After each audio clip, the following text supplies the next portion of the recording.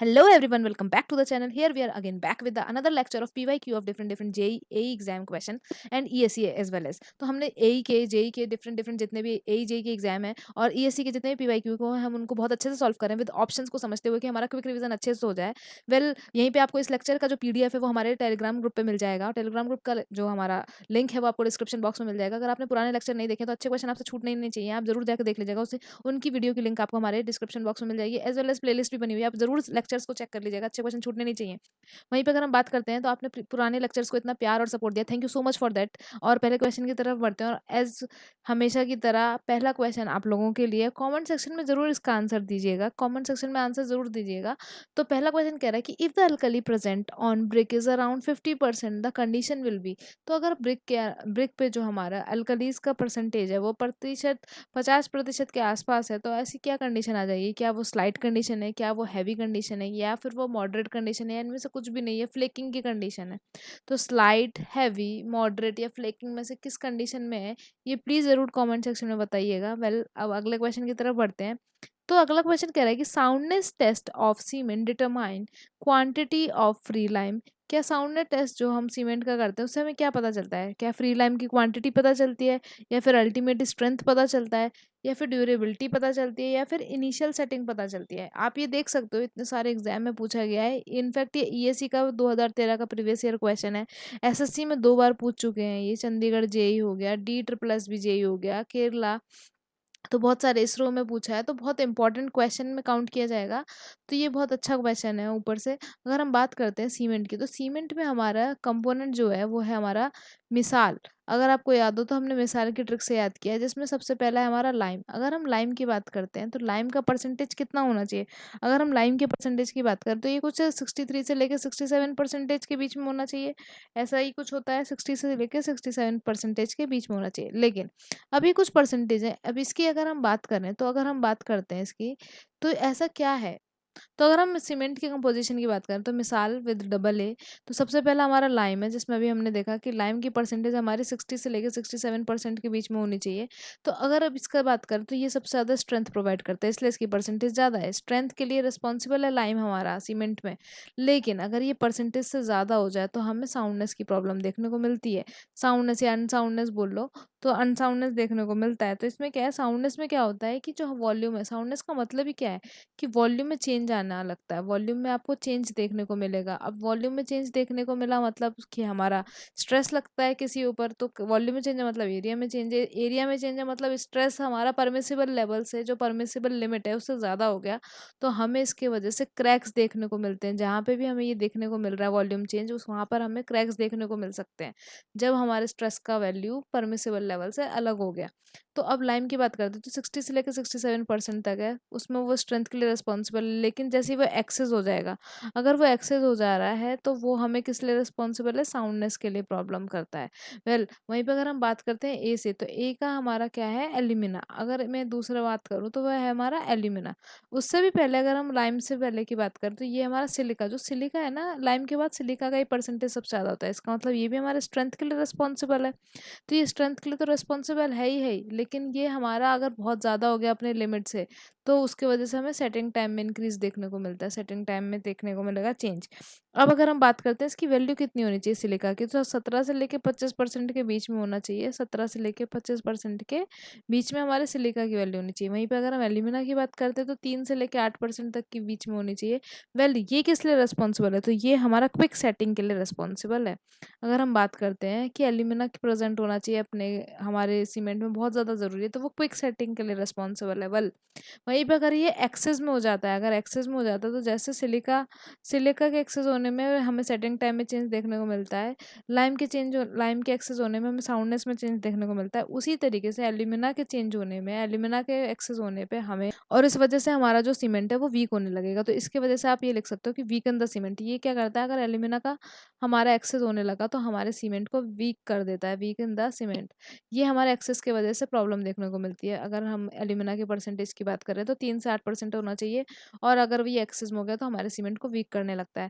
Well वहीं पर अगर हम बात करते हैं आई से, तो आई से हमारा आया है आयरन ऑक्साइड, आई से हमारा होता है आयरन ऑक्साइड। आयरन ऑक्साइड का जो मात्रा है, आयरन ऑक्साइड की जो मात्रा है वो हमारी ज़्यादा से ज़्यादा कितनी होनी चाहिए, 0.5 से लेकर 6% तक के बीच में होनी चाहिए। तो जो हम अप्रोक्सीमेटली 3% के आसपास मान लेते हैं, 3 से 4% के आसपास होनी चाहिए। तो 0.5 से लेके 0.5 से लेके 0.5% से लेके हमारे 6% के बीच में होनी चाहिए। तो एक बेसिक वैल्यू ले लेते हैं, तो 3 से 4 के परसेंट में होनी चाहिए। अब इसकी बात करें, अगर हम आयरन ऑक्साइड की बात करते हैं, तो एक तो ये कलर प्रोवाइड करता है, कलर तो प्रोवाइड करता ही करता है, साथ में हमें स्ट्रेंथ भी देता है। अगर हम आयरन ऑक्साइड की बात करें तो कलर भी प्रोवाइड करता है और स्ट्रेंथ भी देता है।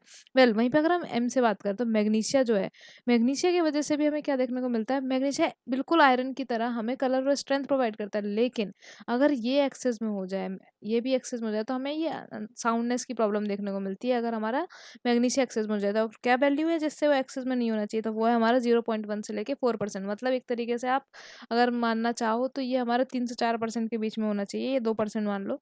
तो मैग्नीशिया की वजह से भी आपको साउंडनेस की प्रॉब्लम देखने को मिलेगी। वेल वहीं पे अगर हम बात करते हैं तो क्वेश्चन कह रहा है कि साउंडनेस जो हम डिटरमाइन कर रहे हैं सीमेंट में, वो क्या बताएगा। तो सही पहला ऑप्शन हमारा बिल्कुल करेक्ट हो जाएगा कि जो पहला ऑप्शन है, क्वांटिटी ऑफ फ्री लाइम, क्योंकि फ्री लाइम की वजह से हमें साउंडनेस देखने को मिल रही थी। तो साउंडनेस की वैल्यू जो है, जो हमें हमें साउंडनेस का देखने को मिला, वो हमें क्या है, लाइम की क्वांटिटी ही तो बताएगा।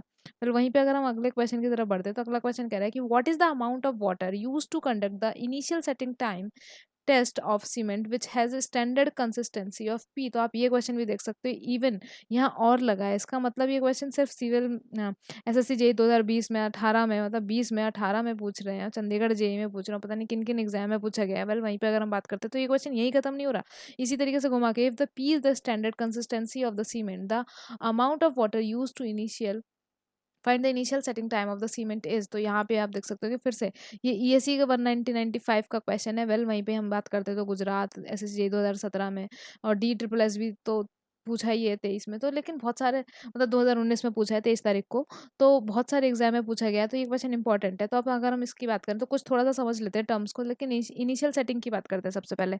तो वो बोल रहा है कि इनिशियल सेटिंग के लिए जो स्टैंडर्ड कंसिस्टेंसी चाहिए, वो उसमें कितना अमाउंट ऑफ वाटर हम यूज़ करते हैं, बिल्कुल सही बात है। तो इनिशियल का सेटिंग क्या है, जब हमारी जो सीमेंट है वो प्लास्टिसिटी लूज करने लगती है। ये कौन सी कंडीशन है, जब प्लास्टिसिटी क्या करता है, लूज करने लगे, तो सीमेंट की वो कंडीशन को हम इनिशियल सेटिंग टाइम कहते हैं। अगर हम बात करते हैं ओपीसी की, अगर मैं ओपीसी की बात करूँ तो 30 मिनट्स हमारा इनिशियल सेटिंग टाइम होता है। तो जो भी हमें काम करना है सीमेंट के संग, प्लेस करना है उसे, या फिर जो भी हमें उसके संग व्यवस्था करनी है, जितना भी काम है कि मिक्स करना है, प्लेस करना है, तो ये सब हमें इस 30 मिनट के अंदर अंदर कर लेना है, क्योंकि ये इसका इनिशियल सेटिंग टाइम है। ये इसके बाद यहाँ से मतलब वो प्लास्टिसिटी लूज करने लगता है। वहीं पे अगर हम बात करते हैं तो हमारा लो जो सीमेंट होता है, लो हीट सीमेंट की बात करें, अगर हम बात करें लो हीट सीमेंट की, लो हीट सीमेंट की बात करते हैं, तो वो हमारा वहाँ पे उसका इनिशियल टाइम होता है हमारा 60 मिनट। देखिए 2 एमसीक्यू तो यहीं पे स्पेशली बन गया। सबसे पहली बात पूछा जाएगा इनिशियल सेटिंग टाइम क्या होता है, तो जब हमारा सीमेंट वाटर मिलाने के बाद हाइड्रेशन प्रोसेस शुरू हो जाती है और प्लास्टिसिटी को लूज करने लगता है, उसे हम इनिशियल सेटिंग टाइम कहते हैं। ओपीसी के लिए हमारा इनिशियल सेटिंग टाइम 30 मिनट्स होता है, लो हीट सीमेंट के लिए इनिशियल सेटिंग टाइम हमारा 60 मिनट होता है। वेल वहीं पर अगर हम कंसिस्टेंसी की बात करते हैं तो यहाँ पे एक टर्म यूज हुआ है जो है स्टैंडर्ड कंसिस्टेंसी। भाई ऐसा क्या मतलब है स्टैंडर्ड कंसिस्टेंसी का, तो उसको समझ लेते हैं। तो कंसिस्टेंसी के लिए एक बहुत ही उम्दा तरीके का हम टेस्ट करते हैं, जिसे हम बोलते हैं विकेट एपरेटस टेस्ट। तो हम इसके लिए एक टेस्ट को परफॉर्म करते हैं जो कि है हमारा Vicat apparatus test. Vicat apparatus में हम कंसिस्टेंसी को फाइंड करते हैं, जो हमारे सीमेंट की कंसिस्टेंसी है। तो बेसिकली अगर इसकी बात करें तो इसमें हमारा एक होता है मोल्ड, मोल्ड होता है हमारा, और एक हमारा होता है प्लंजर। तो अगर हम बात करें इसकी डायमेंशन एग्जाम्स में पूछी गई है, तो एक बार फटाफट से रिवाइज करते चलते हैं। तो 80 mm इसका डायमीटर होता है और 40 mm इसकी हाइट होती है। अगर हम बात करें तो 40 mm इसकी हाइट है और 80 mm इसका डायमीटर है। फिर वहीं पर अगर हम प्लंजर की बात करते हैं तो प्लंजर की जो डायमीटर है, जो डायमीटर या थिकनेस बोल लेंगे, वो हमारा 10 mm होता है, 10 mm होता है, और इसकी जो हाइट है, ये हमारी हाइट होती है 50 mm के आसपास, 50 mm होता है। और अगर इसकी वेट की बात करें तो वेट जो है इसका 300 ग्राम होता है, 300 ग्राम इसका प्लंजर का वेट होता है। तो ये सब डायमेंशन से याद होने चाहिए, पूछ लेते हैं। तो अब इसमें क्या होता है, कंसिस्टेंसी क्या है, तो अगर हमने जैसे सीमेंट लिया, हमने सीमेंट लिया, उसमें हमने वाटर को मिलाया, हमने उसमें वाटर मिलाया, तो हाइड्रेशन की प्रोसेस शुरू हो गई। वाटर हम ऐसे मिलाएँगे कि जब मैं इस मोल्ड में उस पेस्ट को फ़िल करूँगी, फ़िल करने के बाद जो ये मतलब मेरा प्लंजर है, जब मैंने इसे इंसर्ट कराया है, जब हम इस प्लंजर को अंदर डालेंगे, तो इस तरीके से हमें इंसर्ट कराना है। जब हम इस सीमेंट को डाल देंगे और हमें अपने इस प्लंजर को इस तरीके से इंसर्ट कराना है कि वो 33 से लेके 35 तक, 33 से लेके 35 तक अंदर इंसर्ट हो जाए। वहीं पे अगर हम बात करते हैं, अगर ये तो टॉप से बात होती है, लेकिन ये कभी-कभी घुमा के बॉटम से पूछ लेते हैं। तो जही अगर टॉप से हमारा 33 से 35 तक जाना चाहिए, तो नीचे हमारा कितना हो जाएगा, 5 से लेके 7 तक, हमें 5 से लेके 7 तक हमारा इंसर्ट नीचे से मतलब होना चाहिए।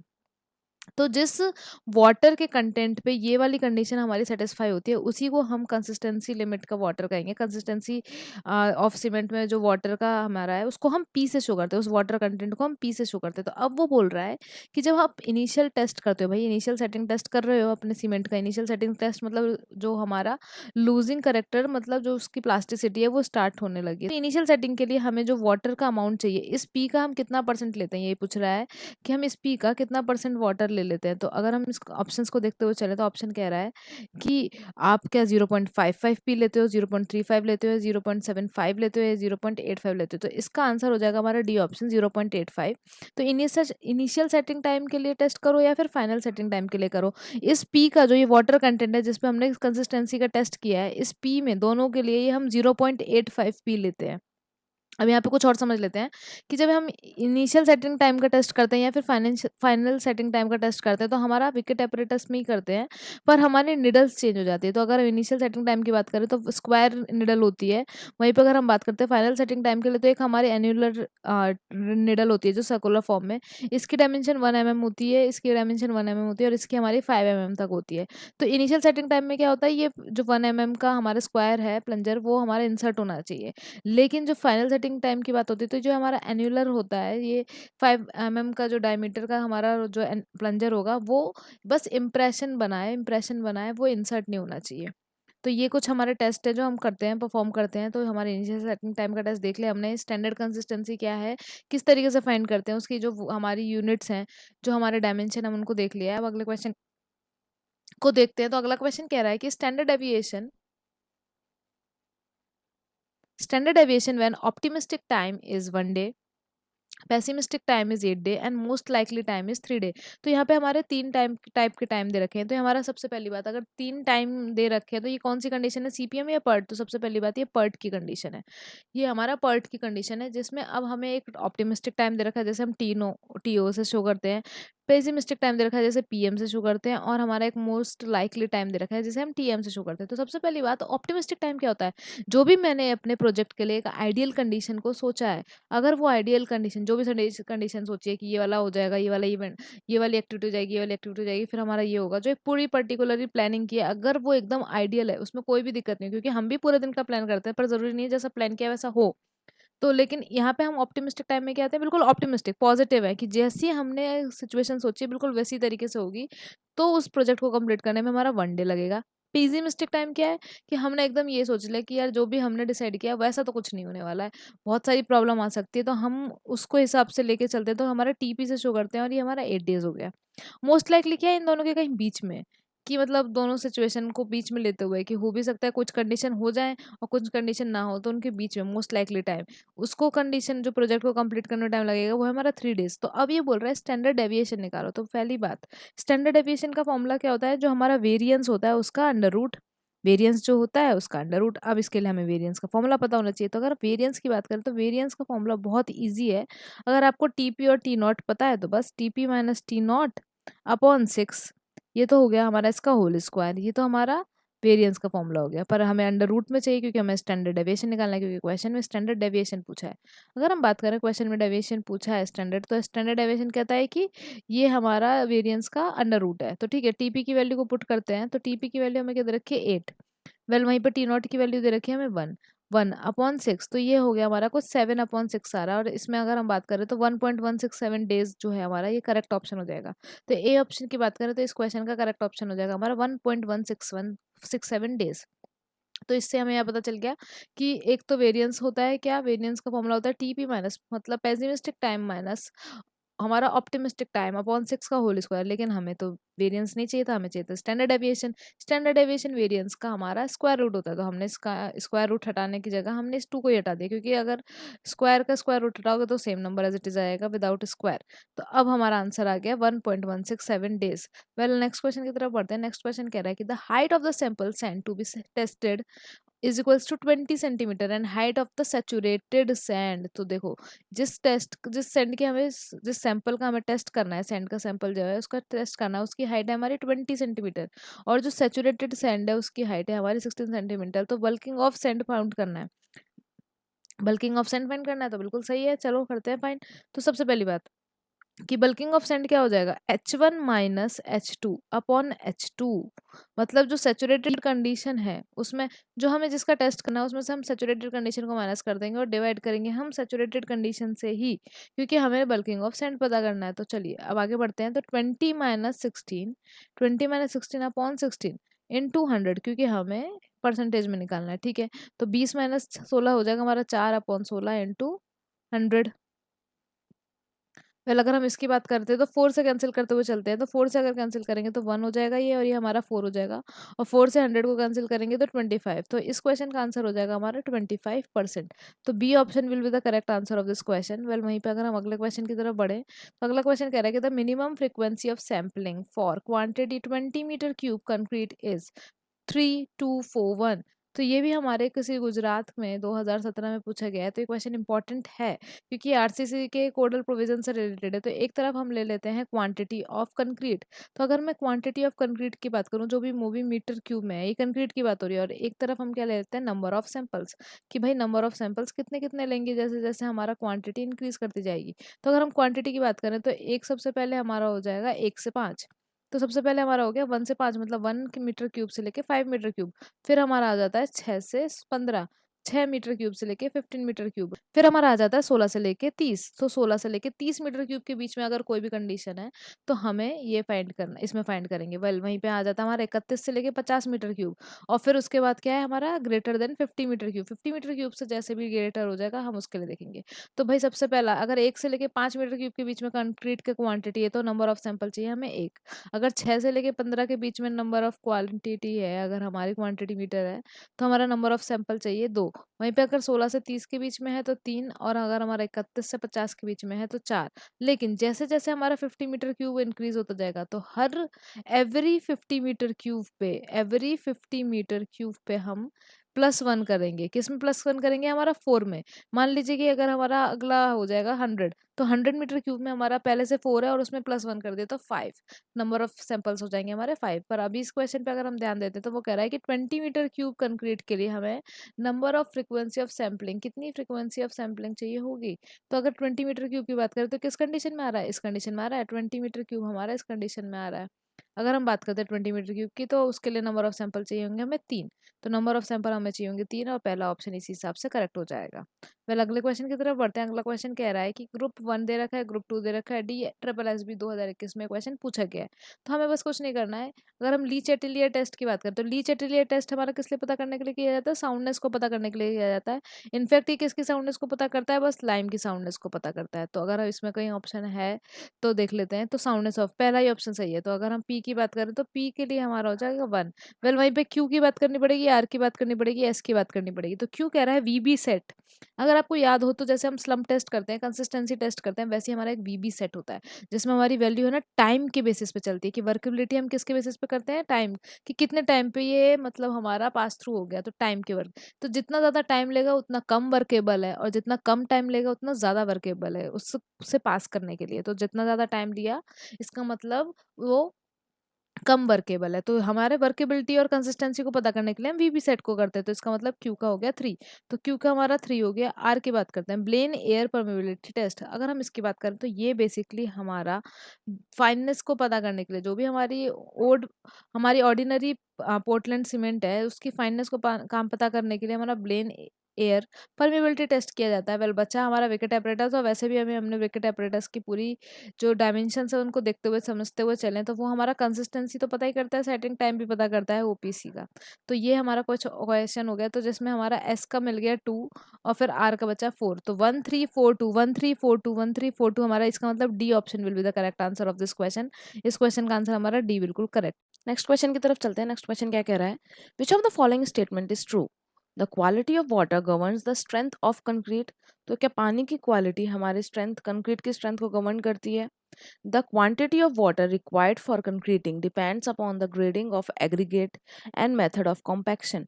तो द क्वांटिटी ऑफ वाटर, जो हमें कंक्रीटिंग के लिए जो मात्रा चाहिए पानी की, क्या वो हमारे एग्रीगेट की ग्रेड पर और मेथड ऑफ कॉम्पैक्शन पे डिपेंड करती है। तो देखो यहाँ पे बोला है क्वालिटी ऑफ वाटर और यहाँ लिखा है क्वांटिटी ऑफ वाटर। और थर्ड पॉइंट बोल रहा है the 10% excess of water reduces the strength of concrete by 15%। तो बिल्कुल सही बात है, जैसे जैसे हम वाटर की मात्रा को बढ़ाते जाते हैं स्ट्रेंथ जो है हमारी कंक्रीट की कम होती जाती है, क्योंकि जो हमारी स्ट्रेंथ है कंक्रीट की वो किस पर डिपेंड करती है, हमारी वाटर अपॉन सीमेंट रेशियो पर डिपेंड करती है।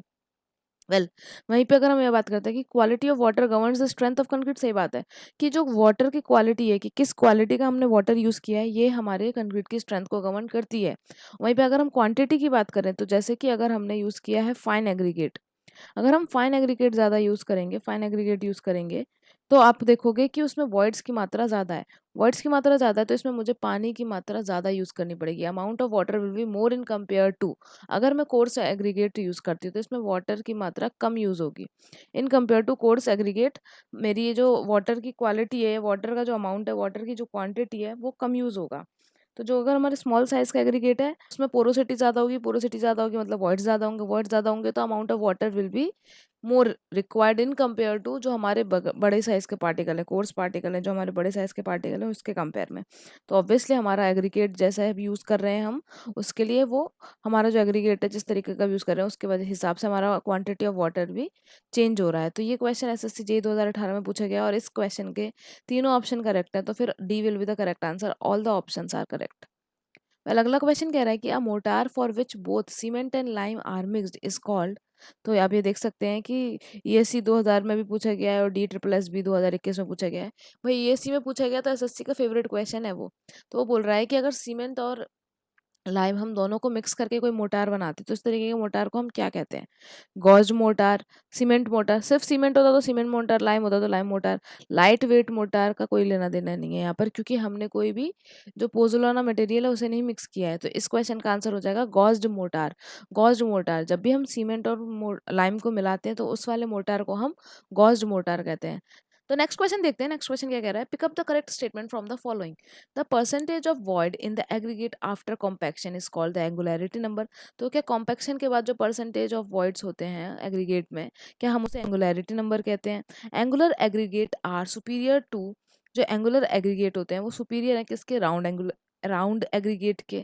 The surface texture depends upon the hardness, grain size, free structure and the structure of the rock. तो अगर हम बात करते हैं कि एंगुलरिटी नंबर क्या होता है, तो एंगुलरिटी नंबर बेसिकली जब हम कॉम्पैक्शन कर लेते हैं, प्रॉपर कॉम्पैक्शन कर लेते हैं हम अपने एग्रीगेट का, तो जो परसेंटेज ऑफ वॉइड प्रेजेंट होते हैं उसी को हम एंगुलरिटी नंबर बोलते हैं। बिल्कुल सही बात है। एंगुलरिटी नंबर क्या है, एक तरीके का इंडिकेटर। ये क्या है, ये एक तरीके का इंडिकेटर है जो कि बताता है कि हमारे किस तरीके के शेप होंगे एग्रीगेट में। शेप ऑफ एग्रीगेट को बिल्कुल बताता है, शेप ऑफ एग्रीगेट को बताता है कि किस तरीके के शेप प्रेजेंट होंगे।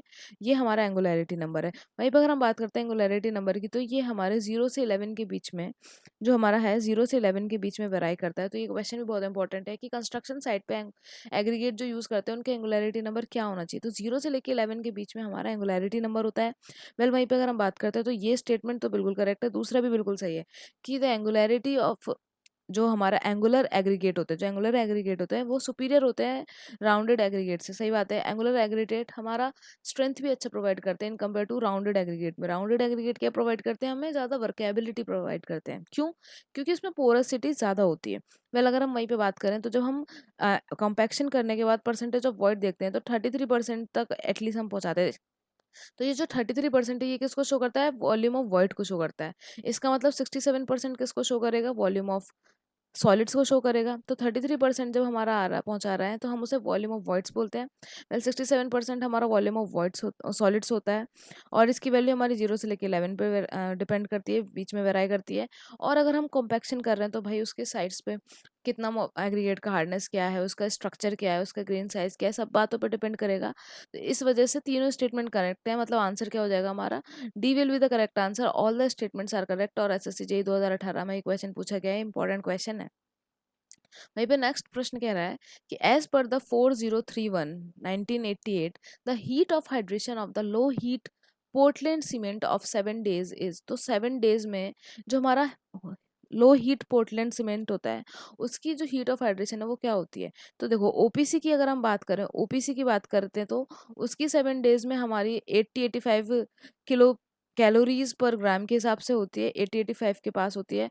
वहीं पे अगर हम बात करते हैं तो वो 90 तक वेराई करती है, मतलब 28 days तक वो 90-95 किलो कैलोरीज पर ग्राम पहुंच जाती है। पर यहाँ पर हमें लो हीट पोर्टलैंड सीमेंट की बात कर रहा है तो ना 120 है, ना वो 100 है और ना ही वो 90 है। उसकी वैल्यू है हमारी 65 किलो कैलोरीज पर ग्राम। तो 65 कैलोरीज पर ग्राम से ज़्यादा नहीं होनी चाहिए हमारे 7 days में। वहीं पर अगर वो 28 days के लिए पूछता, अगर 28 days के लिए पूछता तो हमारा 75 कैलोरीज पर ग्राम तक पहुंच जाती है। तो ये हमारा लो हीट पोर्टलैंड सीमेंट है। DSSB 2021 में क्वेश्चन पूछा गया है। तो हमें याद रखना है ओपीसी के लिए हीट ऑफ हाइड्रेशन 80 से लेकर 90 कैलोरीज पर ग्राम तक वेराई करती है। वहीं पे लो हीट पोर्टलैंड सीमेंट में 65 हमारा 7 days के लिए हो गया और 75 कैलोरीज पर ग्राम हमारा 28 days के लिए हो गया। वेल वहीं पे नेक्स्ट क्वेश्चन क्या कहता है कि the optimistic most likely and pessimistic time of an activity is given. हमें एक्सपेक्टेड टाइम भी निकालना है और वेरिएंस भी निकालना है। तो अभी हमने एक क्वेश्चन डिस्कस किया था जिसमें हमने स्टैंडर्ड डेविएशन निकाला था, तो उसमें समझा था कि ऑप्टिमिस्टिक टाइम क्या होता है। हमारा ऑप्टिमिस्टिक टाइम हमें दे रखा है 2 days, मतलब कि सारी कंडीशन एकदम आइडियल है, कोई भी दिक्कत की बात नहीं है, सारी कंडीशन आइडियल चल रही है, तो हमारा टाइम क्या होगा, तो मतलब हमारा वो एक्टिविटी 2 दिन में कंप्लीट हो जाएगी। वेल फिर हमें दे रखा है most likely time and pessimistic time. तो मोस्ट लाइकली टाइम क्या है, मोस्ट लाइकली टाइम से पहले हम पेसिमिस्टिक समझते हैं। पेसिमिस्टिक क्या होता है, वो टाइम जिसमें क्या है कि हमारा कुछ भी कंडीशन सही नहीं है, जितनी भी हमने आइडियल कंडीशन माने कि ऐसे होगा तो ऐसे करेंगे, कोई भी कंडीशन सही नहीं है, सारी मतलब कंडीशन एकदम हैप्पीजार्ड हो गई है, तो ये हमारा क्या होगा, ये हमारा होता है 7 days। मतलब ये एकदम हमने कोई भी कंडीशन को आइडियल नहीं माना है, तो 7 days में हमारी एक्टिविटी कंप्लीट होगा। वेल वहीं पर अगर हम बात करते हैं तो मोस्ट लाइकली हमारा क्या है, बीच में मोस्ट लाइकली का है 3 days। 3 days will be the answer, oh sorry most likely. तो मोस्ट लाइकली मतलब इन दोनों के बीच में कोई भी जो है हम एक्टिविटी को कंपेयर कर सकते हैं। हो सकता है कि कुछ कंडीशन हमारी आइडियल की तरफ चल जाए और कुछ हमारी ना हो पाए तो वो पेसिमिस्टिक को करें, तो उसमें बीच में लेके चलते हैं मोस्ट लाइकली को। तो अब वो बोल रहा है एक्सपेक्टेड टाइम निकालो। तो एक्सपेक्टेड टाइम का फॉर्मूला होता है हमारा T0 + 4 Tm + Tp अपॉन 6। अगर हम बात कर रहे हैं तो हमारा एस्टिमेटेड टाइम का फॉर्मूला होता है T0 + 4 Tm + Tp अपॉन 6। तो T0 की वैल्यू पुट करें तो T0 हो जाएगा हमारा 2 + 4 × Tm हो जाएगा हमारा 4 की वैल्यू 4 × Tm 3 मतलब 12 हो जाएगा। वहीं पे हम 7 पुट करेंगे अपॉन 6। तो अगर हम बात करते हैं इसकी तो ये कितना हो जाएगा, 12 + 2 हो जाएगा हमारा 14, 14 + 7 हो जाएगा 21, 21 अपॉन 6 मतलब 21 अपॉन 6 है। और अगर मैं इसको 3 से कैंसिल करना चाहूँ तो मेरा 7 अपॉन 2 आ जाएगा, मतलब 3.5। तो मेरा एक्सपेक्टेड टाइम आ रहा है, एक्सपेक्टेड टाइम आ रहा है 3.5 days, 3.5 days। वेल वहीं पे अगर हम बात करते हैं वेरिएंस की, वेरिएंस अगर देखना चाहें तो उसके लिए हम न्यू पेज ऐड करते हैं। तो वेरिएंस का फॉर्मूला होता है हमारा, वेरिएंस का फॉर्मूला होता है जिसमें हम करते हैं T P minus T not upon 6 का होल स्क्वायर। तो अगर हम बात करें टीपी, तो टीपी की वैल्यू हमें दे रखी है 7 days और T0 की हमें 2। तो 7 - 2/6 का होल स्क्वायर। तो ऊपर आ जाएगा हमारा 5, 5 का स्क्वायर हो जाएगा 25 और नीचे हमारा 36। तो 35/36। वहीं पे अगर हमें लेकिन बोलते हैं स्टैंडर्ड वेरिएशन निकालो, स्टैंडर्ड डेविएशन निकालो। स्टैंडर्ड डेविएशन क्या हो जाता है मेरा, स्टैंडर्ड डेविएशन कुछ नहीं होता है, वेरिएंस का रूट होता है, वेरिएंस का रूट होता है। तो वेरिएंस का रूट तो मैं एक और स्टेप बता दे रही हूँ, वैसे पूछा नहीं गया है, पर वेरिएंस का रूट होता है। तो हमारा 25 का रूट हो जाएगा 5/6। तो 5/6 हमारा स्टैंडर्ड डेविएशन होता है, ये भी एक ऑप्शन में दे रखा है, तो हमें इसे नहीं लेना है। तो 3.5 days and 25/2 C option will be the correct answer. ये अच्छा क्वेश्चन है, न्यूमेरिकल्स भी आजकल पूछ रहे हैं, तो आप पेपर 1 या पेपर 2 किसी में भी देख सकते हैं। तो वेल नेक्स्ट क्वेश्चन की तरफ बढ़ते हैं। नेक्स्ट क्वेश्चन कह रहा है कि the diameter of a cylinder in the Le Chatelier apparatus for conducting the soundness of cement. सबसे पहली बात, साउंडनेस क्या है, तो लाइम, मैग्नीशिया, लाइम, मैग्नीशिया और सल्फर के वजह से हमें साउंडनेस की दिक्कत देखने को मिलती है। तो लेकिन हम इन दोनों को तो टेस्ट कर सकते हैं, लेकिन सल्फर के लिए हमें कुछ अलग से ही टेस्ट करने पड़ते हैं, वो ऑटोक्लेव और ली चेटिलियर टेस्ट से नहीं हो पाता। अगर मैं बात करूं, ली चेटिलियर एपरेटस हमारा लाइम के वजह से जो साउंडनेस की प्रॉब्लम होती है, जो सीमेंट में साउंडनेस क्रिएट होता है, वो उसको मेजर करता है। और मैग्नीशियम हमारा, मैग्नीशिया और लाइम को दोनों को कौन हमारा कैलकुलेट करता है, ऑटोक्लेव। पर यहाँ पर अभी वो ली चेटिलियर की बात कर रहा है, तो हम कुछ थोड़ा समझ लेते हैं। अगर मैं बात करूँ ली चेटिलियर की, तो ली चेटिलियर क्या बोलते हैं, सबसे पहली बात कि वो 100 ग्राम सीमेंट लेते हैं, 100 ग्राम सीमेंट लेते हैं, उसमें हम क्यूब बनाते हैं। प्लस जो याद है, अभी अभी हमने कंसिस्टेंसी ऑफ सीमेंट देखा था, उसमें जो पी वाटर यूज किया था, उसमें हम 0.78 पी अमाउंट ऑफ वाटर को यूज़ करते हैं। इसका हम मिला के एक पेस्ट बनाते हैं, फिर उसको हम एक मोल्ड में यूज़ करते हैं, मोल्ड में हम डालते हैं, तो कुछ इस तरीके से दिखता है। तो ये एलिवेशन व्यू है और ये ऊपर से प्लान व्यू है। तो ये हम बात करें, ये प्लान है और ये हमारा एलिवेटेड व्यू है, एलिवेशन व्यू है। तो अगर हम इसकी बात करते हैं, तो देखिए ऊपर हम इसमें ग्लास प्लेट रखते हैं, ये हमारी ग्लास प्लेट होती है, नीचे भी हम इसको ग्लास प्लेट से कवर करते हैं। तो ये दोनों हमारा क्या हो जाएंगे, ग्लास प्लेट। तो ग्लास प्लेट से हम इसको कवर करते हैं। पर अगर हम इसकी बात करें, तो जो हमारा ये मोल्ड है, इसकी अगर हम हाइट की बात करते हैं, इसकी अगर हम हाइट की बात करें, तो कलर चेंज कर लेते हैं।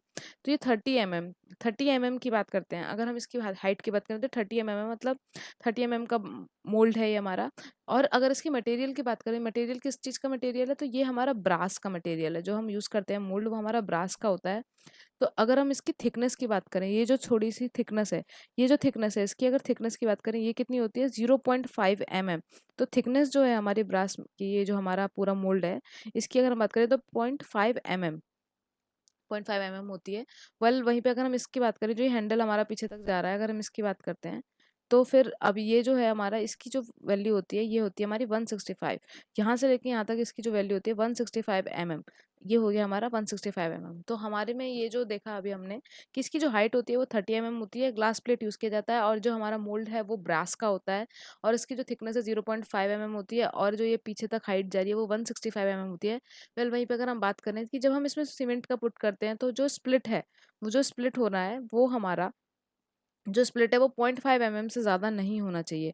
अगर हम बात करते हैं, split should not be more than 0.5 mm से ज़्यादा स्प्लिट नहीं होना चाहिए। तो ये ली चेटिलियर एपरेटस है, जो कि साउंडनेस ऑफ सीमेंट को कैलकुलेट करने के लिए यूज़ किया जाता है, और ये लाइम के लिए इंपॉर्टेंट है। तो ये डायग्राम जो है, ये कुछ हमारी वैल्यूज़ हैं, जैसे विकेट एपरेटस हो गया, उसकी जो वैल्यूज़ हैं, ये वाली जो हमारा ली चेटिलियर एपरेटस हो गया, इनकी जो वैल्यूज़ है, ये सब इंपॉर्टेंट है। तो वो बोल रहा है कि डायमीटर जो है हमारे सिलेंडर का, हाइट हमारी 30 मीटर है, और ये जो हमारी डायमीटर होती है, ये भी हमारी 30 mm होती है। सॉरी, हाइट हमारी 30 mm है, और हमारी जो ये हाइट है, ये भी 30 mm होती है, और हमारा जो डायमीटर है, ये भी 30 mm होता है। तो अगर हम इसकी बात करें, तो क्वेश्चन कह रहा है कि जो हमारा डायमीटर ऑफ सिलेंडर है, जो यूज़ किया गया है हमारे ली चेटिलियर एपरेटस में, उसकी सिलेंडर की जो डायमीटर है वो क्या होगी, तो हमारा 30 mm will be the answer.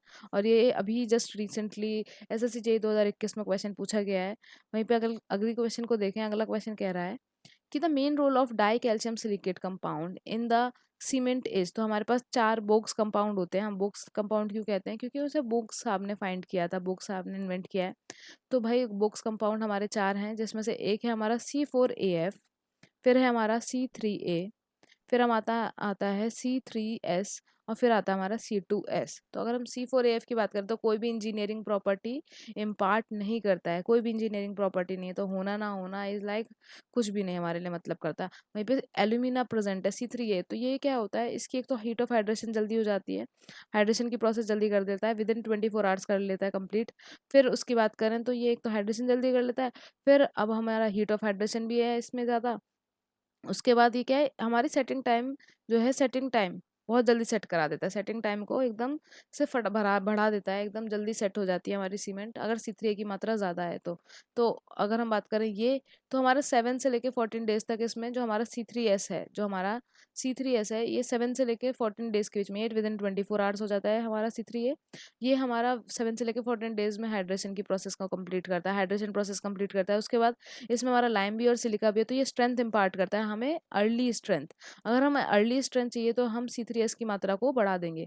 Early strength इंपार्ट करता है हमारा C3S। वेल वहीं पे अगर हम बात करते हैं C2S की, तो अल्टीमेट स्ट्रेंथ के लिए हमारा ये रिस्पॉन्सिबल है C2S, अल्टीमेट स्ट्रेंथ के लिए रिस्पॉन्सिबल है। हीट ऑफ हाइड्रेशन इसकी बहुत कम होती है, और ये मतलब ये इसकी जो कंप्लीट हाइड्रेशन कहा जाता है, ऑलमोस्ट बिट कंप्लीट हाइड्रेशन, ये इसके लिए तो 1 ईयर लग जाता है। और पूरी हाइड्रेशन जो मतलब एक बेसिक हमें स्ट्रेंथ मिल जाए उसके लिए 1 ईयर अप्रॉक्सिमेटली टाइम लेता है, लेकिन ये 13-14 साल तक चलती है। अगर आपको बोक्स कंपाउंड पे बहुत अच्छे से डीप समझना है तो आप हमारा एक लेक्चर सीमेंट का है उसे देख सकते हैं। अगर हम इसमें क्वेश्चन की बात करें तो उसका मेन काम क्या है, वो बोल रहा है कि जो हमारा C2S है, डाई कैल्शियम, डाई कैल्शियम मतलब कि कैल्शियम हमारे कितने हैं, 2 कैल्शियम के हैं और 1 सिलिकेट का है। तो C2S जो है वो कंपाउंड हमें क्या प्रोवाइड करता है, जो D+SB 21 में पूछा है, 19 में पूछा है और भी एग्जाम में पूछा गया है। तो अब हम बात करें तो अभी हमने जस्ट देखा कि जो अर्ली स्ट्रेंथ प्रोवाइड करता है वो हमारा C3S है और C4F तो कोई स्ट्रेंथ प्रोवाइड ही नहीं करता। और C2S जो है वो हमारा अल्टीमेट स्ट्रेंथ प्रोवाइड करता है। अगर हम अल्टीमेट स्ट्रेंथ की बात करें तो C2S प्रोवाइड करता है। तो to provide ultimate strength at the later age, तो ये हमारा सही ऑप्शन हो जाएगा। C2S का काम यही है। अगले प्रश्न की तरफ बढ़ते हैं। अगला प्रश्न कह रहा है कि identify the component content which has to be reduced at the time of clinker grinding in the preparation of quick setting cement. Quick setting cement बना रहे हैं, सही बात है। क्विक सेटिंग सीमेंट है तो सबसे पहले हम क्या करेंगे, क्लिंकर में हम क्या मतलब एल्यूमिना की मात्रा को बढ़ा देंगे। भाई हमें क्विक सेट कराना है, जल्दी सेट कराना है, तो सेटिंग को कौन हैंडल करता है, एल्यूमिना हैंडल करता है। अगर एल्यूमिना की मात्रा ज़्यादा है तो हमारा सीमेंट जल्दी क्विक सेटिंग हो जाएगा। तो ऐसा कौन सा रिड्यूस करना है, वो बोल रहा है रिड्यूस करना है ना कि बढ़ाना है। तो एल्यूमिना तो हम इंक्रीज कर देंगे। सल्फर मैग्नीशिया का कुछ भी क्विक सेटिंग से लेना देना नहीं है। अगर हम बात करते हैं जिप्सम की, जिप्सम की अगर बात की जाती है तो जिप्सम का क्या है फॉर्मूला पहले समझ लेते हैं। CaSO4 calcium sulphate dot 2H2O, ये जो वाटर है हमारा क्रिस्टलाइजेशन का जो वाटर के मॉलिक्यूल है, 2 वाटर के मॉलिक्यूल इस पे प्रेजेंट होते हैं। तो CaSO4.2H2O हमारा जिप्सम का फॉर्मूला है। वहीं पे कंफ्यूजन होता है, CaSO4.12H2 हमारा POP प्लास्टर ऑफ पेरिस का फॉर्मूला है। तो अभी हम जिप्सम की बात करें तो अगर हम जिप्सम को मिलाते हैं, देखिए एल्यूमिना हमारा सेटिंग टाइम को इंक्रीज करता है, वहीं पे अगर हम जिप्सम को यूज करते हैं तो अगर आपने सीमेंट की मैन्युफैक्चर देखी हो तो क्या करते हैं, हम क्लिंकरिंग टेम्परेचर पे जिप्सम को ऐड ऑन करते हैं कि क्या होता है, इसके वजह से हमारी एक फ्लैश सेटिंग देखने को मिलती है, या फिर सॉरी फॉल्स सेटिंग, हम उसे कहते हैं फॉल्स सेटिंग देखने को मिलती है। फॉल्स सेटिंग क्या होता है कि जिप्सम का के पास क्या है, सबसे पहले अब जिप्सम की थोड़ी सी बात समझ लेते हैं। अब इसके पास क्या है, जिप्सम के पास हमारा CaSO4.2H2O, ये जिप्सम का फॉर्मूला है। इसको हाई टेम्परेचर, जब क्लिंकरिंग टेम्परेचर होता है उस पर जब हम एड ऑन करते हैं तो क्या होता है, ये वाला जो वाटर है जिप्सम का, जो 2H2O वाला वाटर है, ये क्या करता है, इवेपोरेट कर जाता है, उड़ जाता है, इवेपोरेट कर जाता है। अब सीमेंट में हमारा CaSO4 प्रेजेंट है, अब क्या करता है, ये इवेपोरेट करता है। अब जब हमारा सीमेंट के क्लिंकर्स बन के आ गए, हमें जब सीमेंट यूज करना है तो सबसे पहले आप सीमेंट है, जैसे ये आपका सीमेंट है, ये सीमेंट के पार्टिकल्स हैं, इसमें आपने वाटर को ऐड ऑन किया, वाटर ऐड ऑन किया, तो सबसे पहले जो ये हमारा जिप्सम इसमें प्रेजेंट है, जो जिप्सम प्रेजेंट है वो अपना जो खोया हुआ पानी है उसको पाएगा। मतलब जो उसने पानी खो दिया है, जो 2H2 है उसे खो दिया है, उसे बहुत दिन से उसकी याद आ रही है, अब उसे वो पाएगा। तो पहले ये 2H2O वाटर को लेता है। तो इस वजह से क्या होता है, हमें लगता है कि हमारी सीमेंट सेट हो गई, सेट हो जाती है और हमें लगता है कि हमारा सीमेंट सेट हो गया। तो इस तरीके की सेटिंग को हम फॉल्स सेटिंग करते हैं। अगर हमें चेक करना है कि जिप्सम की वजह से सेट हुआ है तो थोड़ा सा और वाटर मिला के देखो, और थोड़ा सा एक्स्ट्रा वाटर मिला के देखो। अगर फिर से प्लास्टिसिटी लूज करने लगता है, एक्स्ट्रा वाटर मिलाओ, फिर से प्लास्टिसिटी लूज करने लगा, इसका मतलब क्या है, इसका मतलब है कि ये फॉल सेटिंग हुई है। तो जिप्सम हमारा क्या है, जो हमारा सेटिंग टाइम है उसको डिक्रीज करने का काम करता है। ये हमारी जिप्सम जो है वो वाटर जो हमारा सेटिंग टाइम उसको डिक्रीज कर देता है। तो अगर हमें जो क्विक सेटिंग करानी है, मतलब सेटिंग टाइम को डिक्रीज नहीं करना है, तो मैं जिप्सम को ही रिड्यूस कर दूंगी। C will be the correct answer. समझ में आया क्यों जब रिड्यूस करते हैं, जिप्सम की क्या पूरा फंक्शनिंग है हमारे सीमेंट में, बहुत अच्छे से डिस्कस किया, आप जाके देख सकते हैं। तो जिप्सम को ही रिड्यूस कर दूंगी मैं क्विक सेटिंग सीमेंट में। 2021 में एसएससी जेईई में एक क्वेश्चन पूछा गया है। वेल अगले क्वेश्चन की तरफ बढ़ते हैं। अगला क्वेश्चन क्या कह रहा है देखते हैं। Which of the following test is not used for testing fineness of cement. तो सीमेंट की फाइननेस के लिए कौन सा टेस्ट नहीं करते हैं। तो अगर हम बात करें सीमेंट की फाइननेस के लिए तो सबसे पहले हम सीव मेथड की तरफ बढ़ते हैं, क्योंकि अगर हम सीव मेथड की बात करें सबसे ज़्यादा यूज़ किया जाता है। इसको यूज़ करते हैं, इसमें क्या होता है, 100 ग्राम का हम सैंपल लेते हैं, 100 ग्राम सीमेंट का सैंपल लेते हैं और फिर उसको पहले लंप फ्री करते हैं, मतलब उसमें ढेले वेले नहीं होने चाहिए, लंप फ्री करते हैं। लंप फ्री करने के बाद क्या करते हैं, हम उसको 90 माइक्रोन जो होता है, 90 माइक्रोन, देखो भाई सारे टेस्ट को रिवाइज कराते हुए चल रहे हैं बिल्कुल। तो 90 माइक्रोन का जो हमारा होता है, 90 माइक्रोन का जो सीव होता है, उसमें हम उसको 15 मिनट के लिए शेक करते हैं। 15 मिनट के लिए उसको हम शेक करते हैं फॉर 15 मिनट्स। ये पूछ लेंगे कौन से माइक्रोन की सीव होती है, कौन कितने मिनट के लिए उसको शेक किया जाता है। तो 15 मिनट के लिए उस सीव को शेक करते हैं, बिल्कुल कंटिन्यूसली शेक करते हैं। अब उसके बाद हम उसको छानते हैं, उसको हम सीव कर को छान लेते हैं। तो जो हमारा रेसिड्यू है वो हमारा रेसिड्यू ओपीसी के लिए, एक तो ओपीसी होता है, फिर एक हमारा रैपिड हार्डनिंग होती है, रैपिड हार्डनिंग होती है, और एक हमारा होता है पोर्टलैंड, रैपिड हार्डनिंग हो गया, और एक पोर्टलैंड, पोर्टलैंड सीमेंट हो गया, पोर्टलैंड पोजोलिना सीमेंट। तो 10% रेसिड्यू हमारा, 10% से ज़्यादा रेसिड्यू हमारा इसके लिए नहीं होना चाहिए, 10% से ज़्यादा रेसिड्यू नहीं होना चाहिए हमारा ओपीसी के लिए। रैपिड हार्डनिंग के लिए हमारा 5% से ज़्यादा नहीं होना चाहिए। और अगर हम बात करते हैं पीपीसी के लिए, जो हमारा पोर्टलैंड पोज़ोलाना सीमेंट है, उसमें भी 5% से ज़्यादा नहीं होना चाहिए। ये सब तो हमारा सीव मेथड के लिए, इसका मतलब फाइनेंस ऑफ सीमेंट निकालने के लिए सीव मेथड तो यूज़ किया जाता है। वेल, एयर परमिबिलिटी मेथड की बात करें, एयर परमिबिलिटी मेथड को यूज़ किया जाता है जिसमें हमारा स्पेसिफिक सरफेस एरिया की बात की जाती है, स्पेसिफिक सरफेस एरिया की बात की जाती है, और इसको हम सेंटीमीटर स्क्वायर पर ग्राम ऑफ सीमेंट में काउंट करते हैं। इस मेथड की बात करते हैं तो इसमें क्या है, हमारा हम एयर को पास थ्रू कराते हैं, हमारा एयर को पास थ्रू कराते हैं। और अगर हम इस मेथड की बात करते हैं तो इसमें हम स्पेसिफिक सरफेस एरिया के तरीके से हम इसको मेजर करते हैं, स्पेसिफिक सरफेस एरिया। अगर हम बात करें ये क्या है, तो इसमें क्या होता है कि ऊपर हमारा एरिया आता है और नीचे हमारा मास या फिर वेट कह लो, तो मास ऑफ सीमेंट या फिर वेट ऑफ सीमेंट आता है। अगर हम इसकी बात करें तो अब इसको हम किस यूनिट में शो करते हैं, तो centimetre square plus gram of cement, इसमें हम इसको शो करते हैं, centimetre square of upon gram of cement में शो करते हैं, स्पेसिफिक सरफेस एरिया के तरीके से निकालते हैं। इसका मतलब क्या है, एयर परमेबिलिटी मेथड भी यूज किया जाता है। वेल, वैगनर टर्बिडी मेथड ये लोगों ने नहीं पढ़ा होगा, बहुत सारे लोगों ने, तो ये मेथड भी यूज किया जाता है हमारा फाइनेंस निकालने के लिए। इसमें हम कुछ नहीं करते, एक रेक्टेंगुलर ग्लास होता है, रेक्टेंगुलर ग्लास होता है जो फिल करा जाता है हमारा केरोसिन से, तो केरोसिन से फिल किया जाता है और हमारी लाइट रेस को पास थ्रू किया जाता है। तो ये इतना इंपॉर्टेंट है नहीं, बट इसका नाम पता होना चाहिए। इसमें क्या होता है कि एक तो हम किसको यूज करते हैं, एक हमारा टैंक है उसमें हम किससे फिल कर रहे हैं, इसके अंदर हम किससे फिल करते हैं, केरोसिन से फिल करते हैं। केरोसिन फिल किया जाता है और हम लाइट को पास कराते हैं। तो इससे भी हम फाइननेस को निकालते हैं। इसका मतलब कौन सा टेस्ट यूज नहीं किया जाता फाइननेस ऑफ सीमेंट निकालने के लिए, तो वो है हमारा डेंसिटी बॉटल टेस्ट या डेंसिटी बॉटल मेथड। इस मेथड को यूज नहीं किया जाता। C option will be the correct answer. ऐसे चीज यही 2021 में एक क्वेश्चन पूछा गया है, तो ये इंपॉर्टेंट क्वेश्चन है। अगले क्वेश्चन की तरफ बढ़ते हैं। अगला क्वेश्चन कह रहा है कि the most common admixture which is use to accelerate the initial set of concrete is. तो अगर हम बात करें कि एक्सलरेटर की पूछ रहे हैं, एक होता है हमारे पास एक्सलरेटर।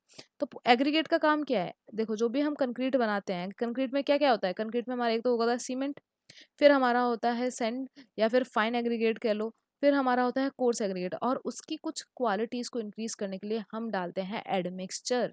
एडमिक्सचर का काम क्या है, या तो वाटर को रिड्यूस कराने के लिए, जैसे हमारा वाटर रिड्यूसिंग एजेंट होते हैं, हमारा रिटार्डर्स यूज होते हैं कि कुछ समय की वजह से हमें अगर सेटिंग टाइम को रिटार्ड करने तो रिटार्डर्स होते हैं। उसी तरीके से अगर हमें प्रोसेस फास्ट करनी तो हम एक्सलरेटर्स यूज करते हैं। तो वो बोल रहा है कि the most common admixture which is use as accelerator in the initial set of concrete. अगर मैं बात करूं जिप्सम की, जिप्सम जो हमने अभी देखा था CSO4.2H2O, तो इसको तो यूज नहीं किया जाता क्योंकि ये तो एक तरीके का रिटार्डर है, ये तो और स्लो कर देगा हमारी प्रोसेस को।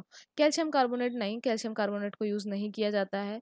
वहीं पे अगर हम बात करते हैं सुर्खी की, तो सुर्खी हमारा एक तरीके का फाइन एग्रीगेट है, इसको हम अपनी श्रिंकेज को कम करने के लिए और अलग प्रॉपर्टीज के लिए यूज करते हैं। तो अगर हम एक्सलरेटर की बात करें तो कैल्शियम क्लोराइड बहुत सही है। Calcium chloride one of the famous accelerator की तरह यूज किया जाता है, जो प्रोसेस को एक्सलरेट कर देता है, हमारे इनिशियल सेट ऑफ कंक्रीट को एक्सलरेट कर देता है। ये एक बहुत अच्छा तरीके का एडमिक्सचर है और नागालैंड PCS 2016 में इस क्वेश्चन को पूछा गया है। तो नेक्स्ट क्वेश्चन देखते हैं, नेक्स्ट क्वेश्चन की तरफ बढ़ते हैं। नेक्स्ट क्वेश्चन कुछ इस तरीके से मैचिंग दे रखी है, मैं मैचिंग दे रखी है तो हम इसे मैच करते हुए चलेंगे। पहला बोल रहा है एयर एंट्रेनिंग पोर्टलैंड सीमेंट, दूसरा है लो heat Portland cement, hydrophobic Portland cement. Hydrophobic का मतलब क्या है कि वाटर जल्दी रिएक्ट नहीं करता इसमें, क्योंकि हम दो तरीके की चीज़ों को मिला देते हैं। एक होता है हमारा ओलिक एसिड, एक हमारा ओलिक एसिड को मिलाते हैं, और एक हमारा होता है स्टेरिक एसिड।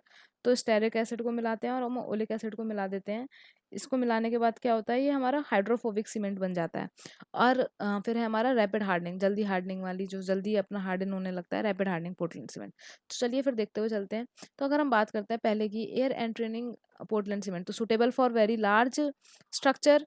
तो देखो वेरी लार्ज स्ट्रक्चर के लिए हमारा कौन सा यूज होगा, अगर बहुत ज़्यादा लार्ज स्ट्रक्चर है, हम वेरी लार्ज स्ट्रक्चर के लिए यूज़ करते हैं तो लो हीट हमारा सबसे बढ़िया है, क्योंकि हीट ऑफ हाइड्रेशन ज़्यादा होगी तो आपको क्रैक्स देखने को ज़्यादा मिलेंगे। तो हमें लार्ज स्ट्रक्चर में ज़्यादा अमाउंट ऑफ सीमेंट यूज़ हो रहा है, लो हीट सीमेंट हमारा इसके लिए बढ़िया है।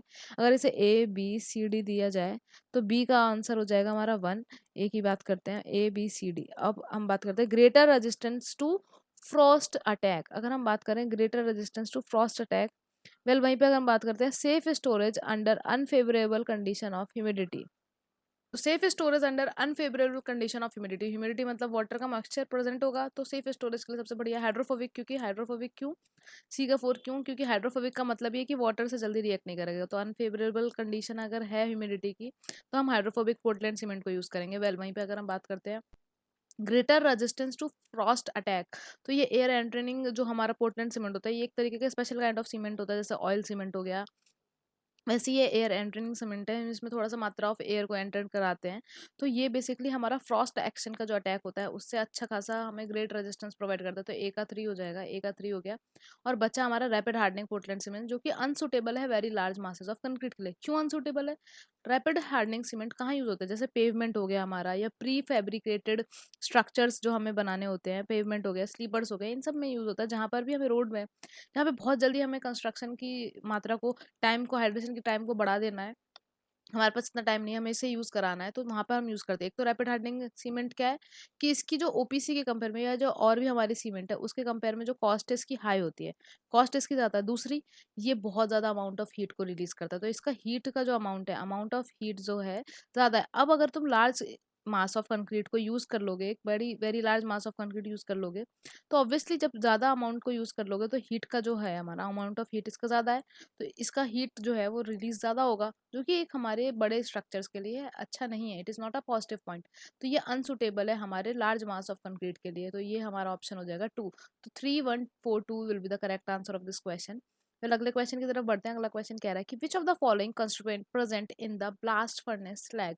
अगर हम ब्लास्ट फर्नेस स्लैग की बात करें तो सबसे पहली बात ये क्या है, पिग आयरन जो मैन्युफैक्चर करते हैं हम, उसमें जो हमारा बाय प्रोडक्ट मिलता है ये हमारा ब्लास्ट फर्नेस स्लैग है। तो ये ब्लास्ट फर्नेस स्लैग हमारा किसका बाय प्रोडक्ट है? तो जब हम आयरन, जो पिग आयरन होता है हमारा, पिग आयरन को यूज करते हैं, तो हमें जो भी हमारा जो मिलता है बाय प्रोडक्ट मिलता है, ब्लास्ट फर्नेस स्लैग उसी को बोलते हैं। इसको हम यूज करते हैं क्योंकि इसमें क्या है कि अगर हम इसको रैपिडली वाटर के संग या फिर एयर के संग क्वेंच्ड करें, मतलब रैपिडली यूज करें, तो इसमें कुछ हाइड्रोलोसिटी वाली प्रॉपर्टी देखने को मिलती है। मतलब ये एक अच्छी सीमेंटिंग प्रॉपर्टी शो करता है हमारा ब्लास्ट फर्नेस स्लैग, जो कि पिग आयरन के मैन्युफैक्चर के समय हमें मिलता है। तो इसका जो केमिकल कंपोजिशन है उसको थोड़ा देख लेते हैं, क्योंकि उसी के ऊपर एक क्वेश्चन है। तो केमिकल कंपोजिशन की बात करें, जैसे हमें पता है सबसे पहले होता है लाइम, फिर हमारा होता है सिलिका। तो लाइम, सिलिका, फिर हमारा एल्यूमिना प्रेजेंट होना चाहिए, फिर हमारा कुछ आयरन प्रेजेंट होना चाहिए, आयरन ऑक्साइड प्रेजेंट होना चाहिए, और फिर हमारा कुछ मैग्नीशियम ऑक्साइड प्रेजेंट होता है। तो इनकी परसेंटेज देखते चलते हैं। हमारा ब्लास्ट फर्नेस सीमेंट की बात हो रही है, तो ये एक अप्रोक्सीमेट वैल्यू है। तो जैसे हमारा ओपीसी में क्या होता था, 60 से लेके 67 तक, पर यहाँ पे थोड़ा सा कम कर दो इसको, 30 से लेके 55, 35 से लेके 30 से लेके 55% के बीच में हमारा रहता है। वेल यहीं पे इसमें सिलिका की मात्रा वहाँ पे क्या थी, 17 से लेके 23, लेकिन यहाँ पे बढ़ा दी है। यहाँ पे क्या कर दिया, 27 से लेके 40% तक कर दिया है। यहीं पे एल्यूमिना क्या था, 3 से 8% तक था, यहाँ पे 8 से लेके 40% तक एल्यूमिना प्रेजेंट है। और यहाँ पे आयरन ऑक्साइड, भाई आयरन पिग आयरन से मिल रहा है, तो ऑब्वियसली आयरन की मात्रा इसमें बढ़ गई होगी। तो 0.1 से लेके हमारा 0.1 से लेके 40% के बीच में वेराई करती है हमारी आयरन ऑक्साइड की वैल्यू। और जो मैग्नीशियम ऑक्साइड है वो 10% से थोड़ी कम हुई होती है। तो अगर हम देखें लाइम की वैल्यू क्या हो गई, 30 से 55 हो गई, मतलब कम हो गई है। और सबकी वैल्यू बढ़ी है। हमारा सिलिका हो गया 27 से 40%, हमारा एल्यूमिना प्रेजेंट है वो 8 से 40% प्रेजेंट है, आयरन ऑक्साइड हमारा 0.1 से लेके 40% तक है। तो अब यहाँ पर वो बोल रहा है कि चेक कर तो चलते हैं, क्या 50% एल्यूमिना है? तो नहीं, इतना भी नहीं, 8 से 40% है। और लाइम कैल्शियम ऑक्साइड हमारा 20% हो गया, तो नहीं, 35 से लेके 55% तक है। तो अगर हम बात करते हैं 35 से लेके 55% में, ये वाली कैटेगरी आ रही है 45%, तो लाइम हमारा 45% प्रेजेंट है। और सिलिका हमने कहाँ तक देखा, पहले वाला है हमारा था 27 से लेके 23, तो ये हमारा शुरू हो रहा है 17 से लेके 23, तो ये हमारा 27 से शुरू हो रहा है, 27 से लेके 50 तक जा रहे हैं, शायद 50 40 तक जा रहे हैं। तो ये हमारा ये वाला ऑप्शन में आ जाएगा, 35% सिलिका प्रेजेंट है। तो ब्लास्ट फर्नेस में हमारा 40% तक कैल्शियम ऑक्साइड अप्रोक्सीमेटली, और 35% हमारा सिलिका प्रेजेंट है। तो आप ये देखो, एसएससी जेई 2018 में पूछ लिया है, क्योंकि ईएससी 1996 में पूछा गया, तो ये बहुत one of the favourite question हो जाता है हमारे एसएससी जेई का। तो इंपॉर्टेंट क्वेश्चन है, हमें ब्लास्ट फर्नेस की सारी वैल्यूज पता होनी चाहिए। हमें पिग आयरन का बाय प्रोडक्ट है ये। ऊपर से हमने जितनी सारी वैल्यू देखी है कि सीएओ, सिलिका और एल्यूमिना, आयरन ऑक्साइड और मैग्नीशियम ऑक्साइड में क्या क्या परसेंटेज से वेराई करता है। वेल नेक्स्ट क्वेश्चन कह रहा है कि with what will be the depth of penetration of plunger in wicket apparatus. तो सबसे पहली बात, अभी स्टार्टिंग में हमने एक विकेट एपरेटस को देखा था। विकेट एपरेटस किस लिए यूज किया जाता है, कंसिस्टेंसी ऑफ सीमेंट को फाइंड करने के लिए। कंसिस्टेंसी ऑफ सीमेंट को फाइंड करने के लिए हमने विकेट एपरेटस को यूज किया था, बिल्कुल सही बात है। अगर हम बात करें प्लंजर की, तो मैं 1 मिनट फर्स्ट स्लाइड की तरफ ही चलते हैं, क्योंकि हम उसे बना चुके हैं, तो बार बार बना के टाइम वेस्ट करने का कोई सेंस नहीं है। तो विकेट एपरेटस को हमने कंसिस्टेंसी ऑफ सीमेंट के लिए यूज किया गया था सबसे पहले। उसमें क्या करते हैं हम, अगर हम उसकी बात करें, तो हमने उसमें देखा था कि ये जो विकेट एपरेटस है इसकी जो हाइट है वो 40 mm होनी चाहिए, डायमीटर हमारा 80 mm होना चाहिए। और इसमें क्या करते हैं, हम वाटर और सीमेंट को ऐड करते हैं। फिर हम जो प्लंजर है, प्लंजर को हम मिक्स करते हैं, प्लंजर मिक्स करा जाता है। तो प्लंजर की हाइट 50 mm, वेट इसका 300 ग्राम, और जो डाया है वो हमारा 10 mm होना चाहिए।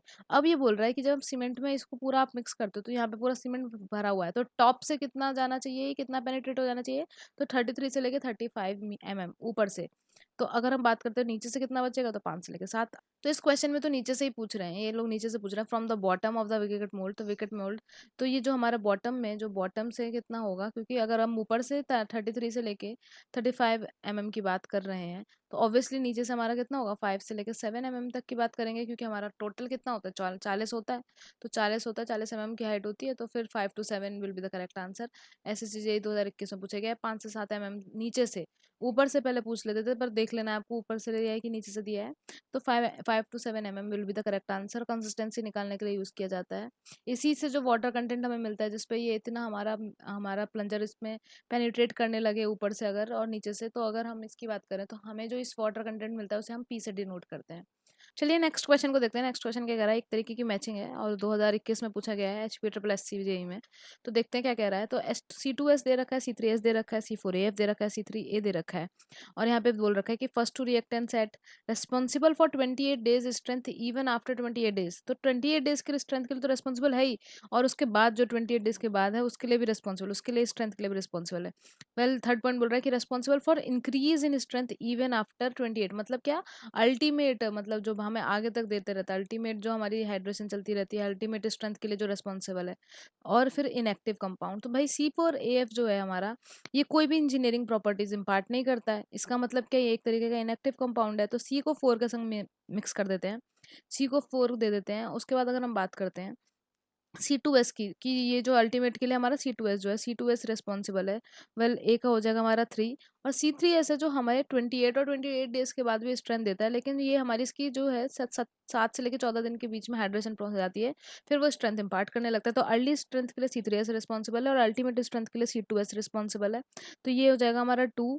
और C3 ये जो क्या है, सबसे पहले रिएक्ट करता है और सेट करता है, मतलब ये हमारे वैसे भी सेटिंग टाइम के लिए रिस्पॉन्सिबल है, क्योंकि इसमें एल्यूमिना प्रेजेंट है। तो ये हमारा डी का हो जाएगा 1। तो C3241 D option will be the correct answer, कि 3241, ए का 3, 2 बी का 2 and C4 and D1। Now next question की तरफ बढ़ते हैं। नेक्स्ट क्वेश्चन क्या कह रहा है कि which of the following components of cement is responsible for early strength. Early strength के लिए कौन रिस्पॉन्सिबल है, कि सीमेंट के जितने कंपोनेंट है हमने देखे अभी, C3S, C2S, C3A, C4AF। तो 2021 में DSSB में भी पूछा गया और SSC जेई में भी पूछा गया, तो इंपॉर्टेंट क्वेश्चन है। तो अर्ली स्ट्रेंथ के लिए कौन रिस्पॉन्सिबल है, अगर अल्टीमेट स्ट्रेंथ की बात करें तो C2S रिस्पॉन्सिबल है। अल्टीमेट स्ट्रेंथ के लिए हमारा C2S रिस्पॉन्सिबल है। और अर्ली स्ट्रेंथ के लिए हमारा ये जो C3S है, हमारा C3S ये रिस्पॉन्सिबल है। तो C3S हमारा अर्ली स्ट्रेंथ के लिए रिस्पॉन्सिबल है। A option will be the correct answer. Next question को देखते हैं। नेक्स्ट क्वेश्चन क्या कह रहा है। नेक्स्ट क्वेश्चन कह रहा है the pigment used to produce coloured cement which cement below is wrong. तो इनमें से कौन सा हमारा रॉन्ग है। तो कोबाल्ट जो है, cobalt oxide will give blue colour, बिल्कुल सही बात है। कोबाल्ट ऑक्साइड, जो कोबाल्ट है वो ब्लू कलर को ही इम्पार्ट करता है, तो ये तो करेक्ट है। क्लोराइड ऑक्साइड हमारा क्या ग्रीन कलर इम्पार्ट करता है, तो हाँ जी, क्लोराइड जो ऑक्साइड है, जो क्लोराइड है कलर, वो ग्रीन कलर इम्पार्ट करता है। Well manganese oxide will provide to get brown colour. तो ब्लैक ब्राउन, जो भी हमें डार्क कलर चाहिए होता है, ब्लैक ब्राउनिश कलर चाहिए, तो हम मैग्नीज ऑक्साइड को यूज करते हैं। और aluminium oxide to get white colour, तो ये कंफ्यूजिंग पॉइंट है। तो ये जो है, ये करेक्ट आंसर है, ये रॉन्ग है पहली बात तो, क्योंकि वो हमसे रॉन्ग पूछ रहा है, रॉन्ग ही हमारा सही स्टेटमेंट होगा। तो अब ये रॉन्ग क्यों है, क्योंकि जो एल्यूमिनियम ऑक्साइड है, हम इसको जब ऐड करते हैं तो ये क्या प्रॉपर्टी इम्पार्ट करता है, ये एक तरीके से तब यूज किया जाता है जब हमें रेजिस्टेंस चाहिए हो। किसके खिलाफ रेजिस्टेंस चाहिए, हमें हमें अगर जब रेजिस्टेंस चाहिए हो, जब हमें सीमेंट में रेजिस्टेंस इंक्रीज करनी हो, किसके लिए, फ्रीजिंग के लिए, फ्रीजिंग एंड थॉइंग रेजिस्टेंस इंक्रीज करनी हो, freezing and थॉइंग, freezing and थॉइंग resistance increase करनी हो, तो हम एल्यूमिनियम ऑक्साइड को इम्पार्ट करते हैं। क्योंकि एल्यूमिनियम ऑक्साइड का थोड़ा सा कलर वाइट की तरफ जाता है, इस वजह से इन्होंने ये ऑप्शन दिया, और फिर बहुत कन्फ्यूजन हो जाता। लेकिन हम एल्यूमिनियम ऑक्साइड को रेजिस्टेंस इंक्रीज करने के लिए किस वजह से, फ्रीजिंग और थॉइंग की रेजिस्टेंस को इंक्रीज करने के लिए सीमेंट में मिलाते हैं।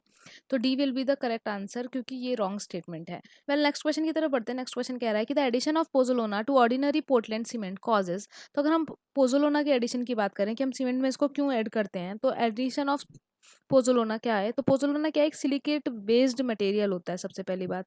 ये हमारा क्या है, एक सिलिकेट बेस्ड मटेरियल है। अब वो क्या-क्या इम्पार्ट करता है ये देखना है। क्या वो अर्ली स्ट्रेंथ को डिक्रीज़ करता है? तो हाँ, हमारे जो पोज़ोलाना को मिलाते हैं वैसे तो वो हमारे लिए बाद में स्ट्रेंथ जितनी हमें चाहिए होती है उतनी पहुँचा देता है, लेकिन अर्ली स्ट्रेंथ को थोड़ा डिक्रीज़ कर देता है। लेकिन हाँ, सल्फेट के खिलाफ जो केमिकल एक्शन है उसको बहुत ज़्यादा रिडक्ट कर देता है, उसके खिलाफ बहुत ज़्यादा रेजिस्टेंस प्रोवाइड करता है और श्रिंकेज को इंक्रीज़ कर देता है। जो हमारा श्रिंकेज है उसमें इंक्रीज़ देखने को मिलता है। बिट इंक्रीज इन श्रिंकेज देखने को मिलता है, और जो ओवरऑल स्ट्रेंथ है उसको स्टार्टिंग में वो डिक्रीज करता है, लेकिन लास्ट में हमें बिल्कुल जो जो अर्ली स्ट्रेंथ है उसको स्टार्टिंग में डिक्रीज कर देता है, लेकिन ओवरऑल स्ट्रेंथ बाद में हमें बिल्कुल उतनी ही मिलती है जितनी हमें चाहिए होती है। और जो जितने भी केमिकल्स के अटैक हैं उसके खिलाफ जो है उसके उसके लिए उसके अगेंस्ट हमें केमिक रेजिस्टेंस शो करता है और श्रिंकेज को भी इंक्रीज करता है। तो ऑल ऑप्शंस आर करेक्ट। तो सारे पॉइंट्स जो हमें एक पोर्टलैंड पोज़ोलाना के बारे में गिवन है वो बिल्कुल सही है। अगले क्वेश्चन की तरफ बढ़ते हैं। अगला क्वेश्चन कह रहा है कि the normal consistency of ordinary Portland cement is about. तो अगर हम इस क्वेश्चन की बात करें तो ये हमारा असिस्टेंट मैनेजर पीडब्ल्यूडी जेई 2000 में पूछा गया है।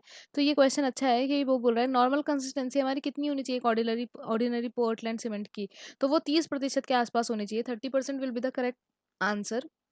और कंसिस्टेंसी का तो आपको पूरा भी कार्यक्रम हम देख ही चुके हैं। विकेट एपरेटस को यूज़ किया जाता है, विकेट एपरेटस यूज़ किया जाता है। तो 30% हमारी नॉर्मल कंसिस्टेंसी होनी चाहिए ऑर्डिनरी पोर्टलैंड सीमेंट के लिए। विकेट एपरेटस को यूज़ किया जाता है, विकेट एपरेटस को यूज़ किया जाता है हमारा कंसिस्टेंसी निकालने के लिए। इसी की हेल्प से हम वो वाटर कंटेंट निकाल लेते हैं। उसके बाद हम इनिशियल सेटिंग टाइम और फाइनल सेटिंग टाइम के लिए भी इसी एपरेटस को यूज़ करते हैं। तो इंपॉर्टेंट है, और हमारा नॉर्मल कंसिस्टेंसी 30% के आसपास होना चाहिए। नेक्स्ट क्वेश्चन की तरफ बढ़ते हैं। नेक्स्ट क्वेश्चन कह रहा है कि which of the following statement is true. A gap of 0.3 is to be maintained. A gap of 0.3 is to be maintained between cement bag and wall while storing cement.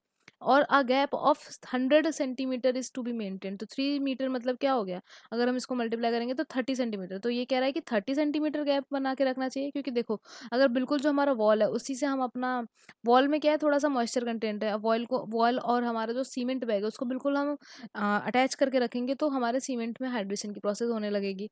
तो इसलिए हम बिल्कुल उससे attach करके नहीं रखते, कुछ गैप मेंटेन करके रखते। तब वो यही पूछ रहा है कि हमें कितना गैप मेंटेन करके रखना चाहिए। क्या 30 सेंटीमीटर या 0.3 मीटर मेंटेन करके रखना चाहिए सीमेंट बैग और हमारे वॉल के बीच में, या फिर हमारा 100 सेंटीमीटर गैप मेंटेन करके रखना चाहिए। तो पहला स्टेटमेंट करेक्ट है, हमें 30 सेंटीमीटर के आसपास गैप मेंटेन करके रखना चाहिए। तो पहला only A will be the correct answer. SSC JEE 2018 में क्वेश्चन पूछा गया है, तो ये इंपॉर्टेंट है। उसी में एक और चीज़ आती है कि ये पूछते हैं वेयर पैक क्या होता है। तो जब हम सीमेंट की बहुत सारी जो बैग्स हैं, जो हमारा बैग है उनको रखते हैं, और जब वो हमारा सबसे ऊपर बैग है वो जो नीचे हमारा लोड ट्रांसफर कर रहा है उसके वजह से जो सीमेंट में डिटोरिएशन देखने को मिलता है उसी को हम वेयर पैक बोलते हैं। जो वेयर पैक जो हमें देखने को मिलता है। नेक्स्ट क्वेश्चन कह रहा है कि which of one of the following cement is deliquescent. तो अब ये एक अच्छा वर्ड है, इसका मतलब समझते हैं। और ये हमारा ईएससी 2020 में पूछा गया, मतलब एसएससी के लिए फेवरेट क्वेश्चन होता जा रहा है, एसएससी जेई के लिए तो one of the favourite question है। तो ईएससी 2020 में पूछा गया है, और ये अब एसएससी के लिए इंपॉर्टेंट क्वेश्चन है। तो ये बोल रहा है कि इन सारी प्रॉपर्टीज, इन सारे सीमेंट में से quick setting cement, white and coloured cement and calcium chloride cement. तो ये कैल्शियम क्लोराइड क्या है हमारा, ये एक तरीके का एक्सलरेटर है। वाटर रेपेलेंट सीमेंट मतलब जो वाटर हाइड्रोफोबिक सीमेंट होते हैं वो। तो इनमें से कौन सा डेलिक्वेसेंट है। तो सबसे पहली बात डेलिक्वेसेंट वर्ड का मतलब समझते हैं। तो डेलिक्वेसेंट का मतलब होता है हाइड्रोस्कोपिक, एक होता है हाइड्रोफोबिक जिसमें क्या होता है कि वो वाटर से दूर रहता है, और ये हाइड्रोस्कोपिक मतलब एफिनिटी टू वाटर, वाटर की तरफ इनकी एफिनिटी बहुत ज़्यादा होती है। वाटर या फिर एयर की तरफ जो एफिनिटी है, मतलब उनसे रिएक्ट करने की जो क्षमता है वो बहुत ज़्यादा रिएक्टिविटी शो करता है वाटर और एयर की तरफ। तो ये हमारे डेलिक्वेसेंट होते हैं, और हाइड्रोस्कोपिक भी कहा जाता है। वहीं पे वाटर रिपेलेंट जो होते हैं वो हाइड्रोफोबिक होते हैं। तो वाटर रेपेलेंट हाइड्रोफोबिक होता है, तो कहीं कहीं से भी नहीं होता। तो कैल्शियम की जो होती है, अगर आप किसी में भी कैल्शियम प्रेजेंट है, अगर कैल्शियम प्रेजेंट है तो कैल्शियम की एफिनिटी वाटर और एयर की तरफ बहुत फटाफट से होती है, वो बहुत जल्दी रिएक्ट करना चाहता है। तो अगर डेलिक्वेसेंट सीमेंट की बात करें, which one of the following cement is a deliquescent, जो वाटर और एयर की तरफ एफिनिटी ज्यादा जल्दी शो करता है, वो है हमारा कैल्शियम क्लोराइड सीमेंट। तो C will be the correct option. Important अपने नोट में जरूर इंक्लूड कर लीजिएगा, ईएससी 2020 में पूछा गया तो एसएससी में भी पूछ सकते हैं। नेक्स्ट क्वेश्चन की तरफ बढ़ते हैं। नेक्स्ट क्वेश्चन कह रहा है कि what is the temperature of burning the material in the clean eight which the material and the partially fuses during the manufacture of Portland cement. अगर पोर्टलैंड सीमेंट की बात करते हैं तो उसमें हमारा क्या टेम्परेचर होना चाहिए, क्या टेम्परेचर होता है हमारा बर्निंग का। तो अगर वो बोल रहा है 1100 से लेके 1300 तक, 1300 से लेके 1500 तक, 950 से लेके 1100 तक, या फिर 750 से लेके 950 तक। एसएससी 2020 में पूछ चुके हैं क्वेश्चन। तो अगर हम बात करते हैं तो सीमेंट की जो बर्निंग है वो हम कराते हैं। एक दो तरीके से सीमेंट की मैन्युफैक्चरिंग होती है, एक वेट प्रोसेस होता है, एक ड्राई प्रोसेस होता है। लेकिन जो बर्निंग प्रोसेस है वो हमारा कहाँ से कहाँ तक वेराई करता है, तो हमें इसके बारे में बात करनी है। तो अगर इस ऑप्शन को देखें तो इनमें ऑप्शन हमारा जो होता है 1400 के आसपास रहता है, तो ये हमारा बी ऑप्शन में आएगा। 1400 डिग्री सेल्सियस के आसपास रहता है, जिसपे हमारा ये पूरा मटेरियल क्लिंकरिंग टेम्परेचर है, जिसपे हमारा सब बर्न हो रहा होता है, फ्यूज हो रहा होता है। जो लाइम और सिलिका हमने मिलाया था वो बर्न होके फ्यूज हो रहा होता है, तो वो 1400 के आसपास रहता है। तो इस वाले प्रोपोर्शन जो 1300 से लेके 1500 के बीच में आ रहा है, इस वाले प्रोपोर्शन में आएगा। तो B option will be the correct answer of this question. Well, next question की तरफ बढ़ते हैं। नेक्स्ट क्वेश्चन कह रहा है which of the cement is produced by grinding clinkers from formed by the calcining bauxite, lime and iron oxide. तो अगर हम बॉक्साइड की बात करें, लाइम और आयरन ऑक्साइड और थोड़ा बहुत ferric oxide, silica, magnesia etcetera. Note that alumina contain in this type of cement not should not be less than 32%। तो भाई एल्यूमिना का कंटेंट 32% से ज़्यादा कम नहीं होना चाहिए। तो ये जो टाइप का सीमेंट है, क्या एसिड रेजिस्टेंस है, ब्लास्ट फर्नेस है, कलर्ड सीमेंट है, या फिर हाई एल्यूमिना सीमेंट है। भाई 32% पहुंच रहा है, 32% से कम नहीं होना चाहिए। तो हाई एल्यूमिना सीमेंट है, D will be the correct answer. High alumina cement है। लेकिन इसमें आप कुछ और जान लेते हैं। बॉक्साइट का परसेंट की अगर हम बात करते हैं, इसको इस वाले में बॉक्साइट की परसेंटेज की बात करें तो वो हमारा 40% के आसपास होना चाहिए, 40% के आसपास होना चाहिए। वेल, वहीं पर अगर हम लाइम की बात करते हैं, लाइम की परसेंटेज की बात करें तो वो भी 40% के आसपास होता है। आयरन ऑक्साइड की बात करें, आयरन ऑक्साइड की बात करते हैं, आयरन ऑक्साइड जो है हमारा, आयरन ऑक्साइड हमारा 15% के आसपास रहता है। अगर हम बात करते हैं ये जो हाई एल्यूमिना सीमेंट है, इन्हें कहाँ यूज़ किया जाता है। अगर हाई एल्यूमिना सीमेंट की बात करें तो सबसे पहली बात तो इसका सेटिंग टाइम बहुत ज़्यादा होगा। तो इन्हें हम कौन सी जगह पे यूज़ करते हैं, जब हम वाटर के अंदर कंस्ट्रक्शन कर रहे होते हैं। वाटर के अंदर जब हम कंस्ट्रक्शन कर रहे होते हैं, जैसे डैम्स बना रहे हैं या फिर हम कुछ और कंस्ट्रक्ट कर रहे हैं, जो अंडर वाटर कंस्ट्रक्शन चल रहा है, उसमें हम यूज़ करते हैं। और इसका एक्सपेंशन 5 mm से ज़्यादा नहीं होना चाहिए। एक्सपेंशन हमारा जो एक्सपेंशन है इस वाले सीमेंट का, जब हम एक्सपेंशन चेक करेंगे तो 5 mm से कम होना चाहिए। और ये कहाँ पर यूज़ किया जाता है, हमारे अंडर वाटर कंस्ट्रक्शन में हम इसे यूज़ करते हैं। अंडर वाटर कंस्ट्रक्शन में यूज़ किया जाता है, डैम्स और ये सब पियर्स बनाने में। ठीक है, तो high alumina cement will be the correct answer of this question. Well, अगले क्वेश्चन की तरफ बढ़ते हैं। अगला क्वेश्चन कह रहा है कि how much water is added in cement mortar to determine the compressive strength of cement. सबसे पहली बात, हम कॉम्प्रेसिव स्ट्रेंथ ऑफ सीमेंट को समझ ही लेते हैं।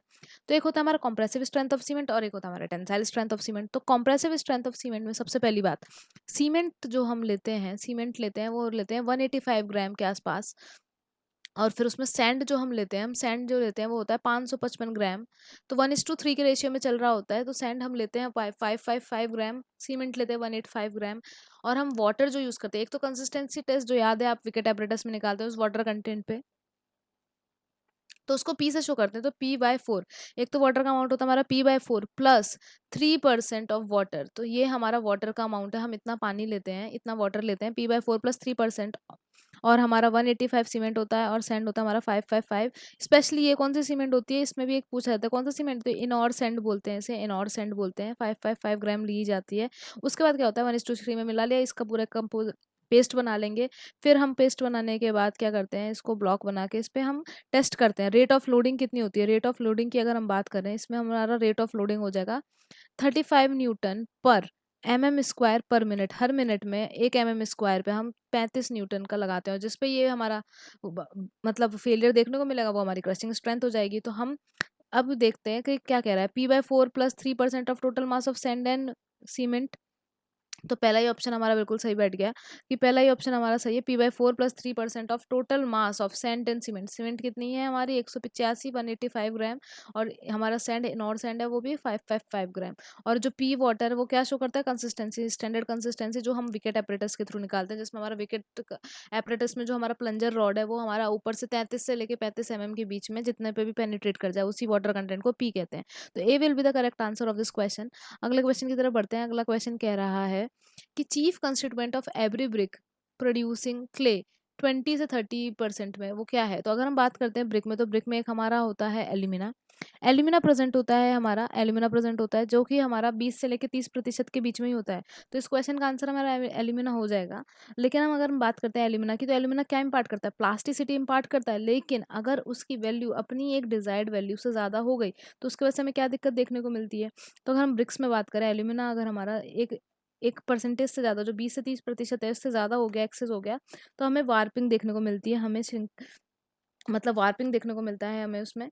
वहीं पे अगर हम बात करते हैं सिलिका की, तो सिलिका भी प्रेजेंट होता है, इसमें 20 से 30% होता है। ये हमें प्लास्टिसिटी इम्पार्ट करता है, प्लास्टिसिटी इम्पार्ट करता है, और हमें वार्पिंग देखने को मिलती है। अगर हम बात करते हैं सिलिका की, तो सिलिका भी हमारा अराउंड ऑफ कितना परसेंट होता होगा? तो अगर हम बात करें सिलिका की, तो ये 50% के आसपास प्रेजेंट होता है। अब इसका क्या काम है? ये एक तो स्ट्रेंथ प्रोवाइड करता है, बहुत सही स्ट्रेंथ प्रोवाइड करता है सिलिका, लेकिन क्रैकिंग से बचाता है, क्रैकिंग से बचाता है। अगर हम सिलिका की बात करें तो इस क्रैकिंग से बचाता है, लेकिन अगर हमारी ये परसेंटेज ज़्यादा हो गई तो ये ब्रिटल कर देगा, बिहेवियर जो है हमारा ब्रिटल कर देगा। तो स्ट्रेंथ प्रोवाइड करता है, क्रैकिंग से बचाता है सिलिका, और अगर एक्सेस हो जाए तो ब्रिटल करने लगता है। नेक्स्ट हमारा कंपोनेंट है लाइम। तो लाइम का परसेंटेज हमारा 1% से ज़्यादा नहीं होना चाहिए, 1% से ज़्यादा नहीं होना चाहिए। लाइम बेसिकली सिलिका को फ्यूज़ कराने के लिए हम इसको इम्पार्ट करते हैं, हमारा ब्रिक के कंपोनेंट में लाइम को सिलिका में इन्फ्यूज़ कराने के लिए इम्पार्ट करते हैं। तो ये बाइंडिंग का काम करता है। इसका प्रॉपर्टी क्या है? बाइंडिंग की प्रॉपर्टी, मतलब वही इन्फ्यूज़ कराने के लिए सिलिका को, तो पार्टिकल्स को बाइंड करने का काम है हमारा सिलिका लाइम का। लेकिन अगर वो 1% से ज़्यादा, मतलब ज़्यादा एक्सेस में प्रेजेंट है, तो इसकी वजह से क्या प्रॉब्लम देखने को मिलेगी? ये क्या होता है, जो हमारा लाइम है ये कन्वर्ट हो जाएगा, जब हमारी बर्निंग होती है तो लाइम जो है हमारा कन्वर्ट हो जाता है क्विक लाइम में। जो हमारा लाइम है वो हमारा क्विक लाइम में कन्वर्ट हो जाता है। अब उसके बाद क्या है कि जब वो मॉइस्चर, अगर वो इसको मॉइस्चर मिल गया तो वो स्लेकिंग प्रोसेस दिखाने लगेगा। तो इसका मतलब क्या है कि इसकी वजह से हमें अपने जो शेप है, वो जो हमारा ब्रिक का शेप है वो लूज करने लगेगा। तो अगर ये एक्सेस में हो गया तो लूज करने लगता है, lose the shape of brick. तो अगर हम एल्यूमिना की बात करें तो वो प्लास्टिसिटी देता है, और अगर वो ज़्यादा हो गया एक्सेस में तो वो वार्पिंग, या फिर हमें वार्पिंग देखने को मिलती है, श्रिंकेज देखने को मिलता है। सिलिका की बात करें तो ये स्ट्रेंथ प्रोवाइड करता है, शेप देता है, स्ट्रक्चर देता है, लेकिन अगर वो ज़्यादा हो जाए तो ब्रिटलनेस प्रोवाइड करता है। वहीं पे बाइंडिंग का काम करता है हमारा लाइम, और लूज देयर शेप। अगर हम ज़्यादा दे दें तो वो अपनी शेप को भी लूज कर सकता है। तो दो और हैं हमारे जो कंपोनेंट जो यूज़ किए जाते हैं, एक हो गया हमारा आयरन ऑक्साइड और एक हो गया हमारा मैग्नीशिया। तो आयरन ऑक्साइड का जो प्रतिशत है, वो आयरन ऑक्साइड जो है हमारा 5% से ज़्यादा नहीं होना चाहिए। इसको हम इसलिए प्रेजेंट करते हैं, इसको हम इसलिए प्रोवाइड कराते हैं कि ये हमारा हेल्पफुल करता है, हमारे हेल्पफुल है ये। एक तो कलर इम्पार्ट करता है, थोड़ी सी बहुत स्ट्रेंथ भी प्रोवाइड करता है, और जो हमारे लाइम है, लाइम और जो हमारा सैंड है उसको फ्यूज़ करने में ये बहुत हेल्प करता है। तो आयरन ऑक्साइड का क्या है, ये एक तो कलर प्रोवाइड करता है, लेकिन अगर ये एक्सेस में हो गया तो हमें इम्पार्ट करवाना है red colour, cherry red colour impart कराना है हमें। कैसा रेड कलर इम्पार्ट कराना है? चेरी रेड कलर इम्पार्ट कराना है। पर अगर ये एक्सेस में होगा तो ये डार्क ब्लू और ब्लैक कलर इम्पार्ट कर देता है, डार्क ब्लू और ब्लैक कलर इम्पार्ट कर देता है। नेक्स्ट हम बात करते हैं मैग्नीशिया की। तो मैग्नीशिया जो है, मैग्नीशिया भी प्रेजेंट होता है हमारा अप्रोक्सीमेट 1% के आसपास। अगर हम बात करें तो मैग्नीशिया हमारा 1% से लेकर 5% के आसपास में प्रेजेंट होता है। पर अगर हम इसकी बात करते हैं ये क्या इम्पार्ट करता है, अगर हम इसकी बात करते हैं तो ये एक तो हमारा जो श्रिंकेज है उससे बचाता है। जो टिंट येलो कलर है, एक तो टिंट येलो कलर इम्पार्ट करता है, टिंट येलो कलर इम्पार्ट करता है। ऊपर से श्रिंकेज की जो मात्रा है उसको कम करता है, डिक्रीज करता है। डिक्रीज किसको करता है? श्रिंकेज को डिक्रीज करता है। और लेकिन अगर इसकी मात्रा ज़्यादा हो गई, मतलब जो इसका कंपोजिशन है, जो इसका परसेंटेज है वो ज़्यादा हो गया, तो एक्सेस होने की वजह से ये के जो हमारा ब्रिक है उसकी कंपोजिशन में डिके करने लगता है। डिके ऑफ ब्रिक्स के लिए रिस्पॉन्सिबल है मैग्नीशिया का एक्स्ट्रा अमाउंट ऑफ परसेंटेज होना। तो अभी हमने ब्रिक की कंपोजिशन देखे। तो अगर हम इस क्वेश्चन की बात करें तो alumina will be the correct answer. 20 से 30% में हमारा एल्यूमिना जो है वो बिल्कुल सही बैठ रहा है। नेक्स्ट क्वेश्चन की तरफ बढ़ते हैं। नेक्स्ट क्वेश्चन क्या कहता है? Polymer concrete is used specifically when desirable concrete is to be, तो क्या light weight, heavy weight, impervious, या फिर यूज इन हाई टेम्परेचर। तो कर्नाटका पीसीएस में पूछा गया है। तो पॉलीमर कंक्रीट की अगर बात करें तो आजकल ये एक मॉडर्न टेक्नोलॉजी का कंक्रीट है, मॉडर्न कंक्रीट है, जिसमें हमने बहुत सारे टेक्निकल कुछ भी चेंजेस करके उसमें हमने टेक्नोलॉजी लगा के, मॉडर्न टेक्नोलॉजी पॉलीमर केमिस्ट्री की लगाकर हमने ये कंक्रीट को डेवलप किया है। तो पॉलीमर कंक्रीट एक मॉडर्न टेक्नोलॉजी, किसकी टेक्नोलॉजी को यूज़ किया है हमने? पॉलीमर केमिस्ट्री को यूज़ करके हमने इस कंक्रीट को डेवलप किया है। इसमें बेसिकली आपको क्या देखने को मिलेगा कि इसमें जो है हमारा वॉइड्स देखने को मिलेंगे। इसमें ये एक अच्छा खासा पोरस होता है, इसको इम्प्रूव वर्जन बनाया गया है, और ये पोरस होता है, पोरस इन नेचर होता है। क्यों? अपने स्ट्रक्चर के कारण। जो इसका स्ट्रक्चर है, just due to its structure itself it is a very porous in nature. तो पॉलीमर केमिस्ट्री की हेल्प से हमने इसको नया एकदम फॉर्म किया है।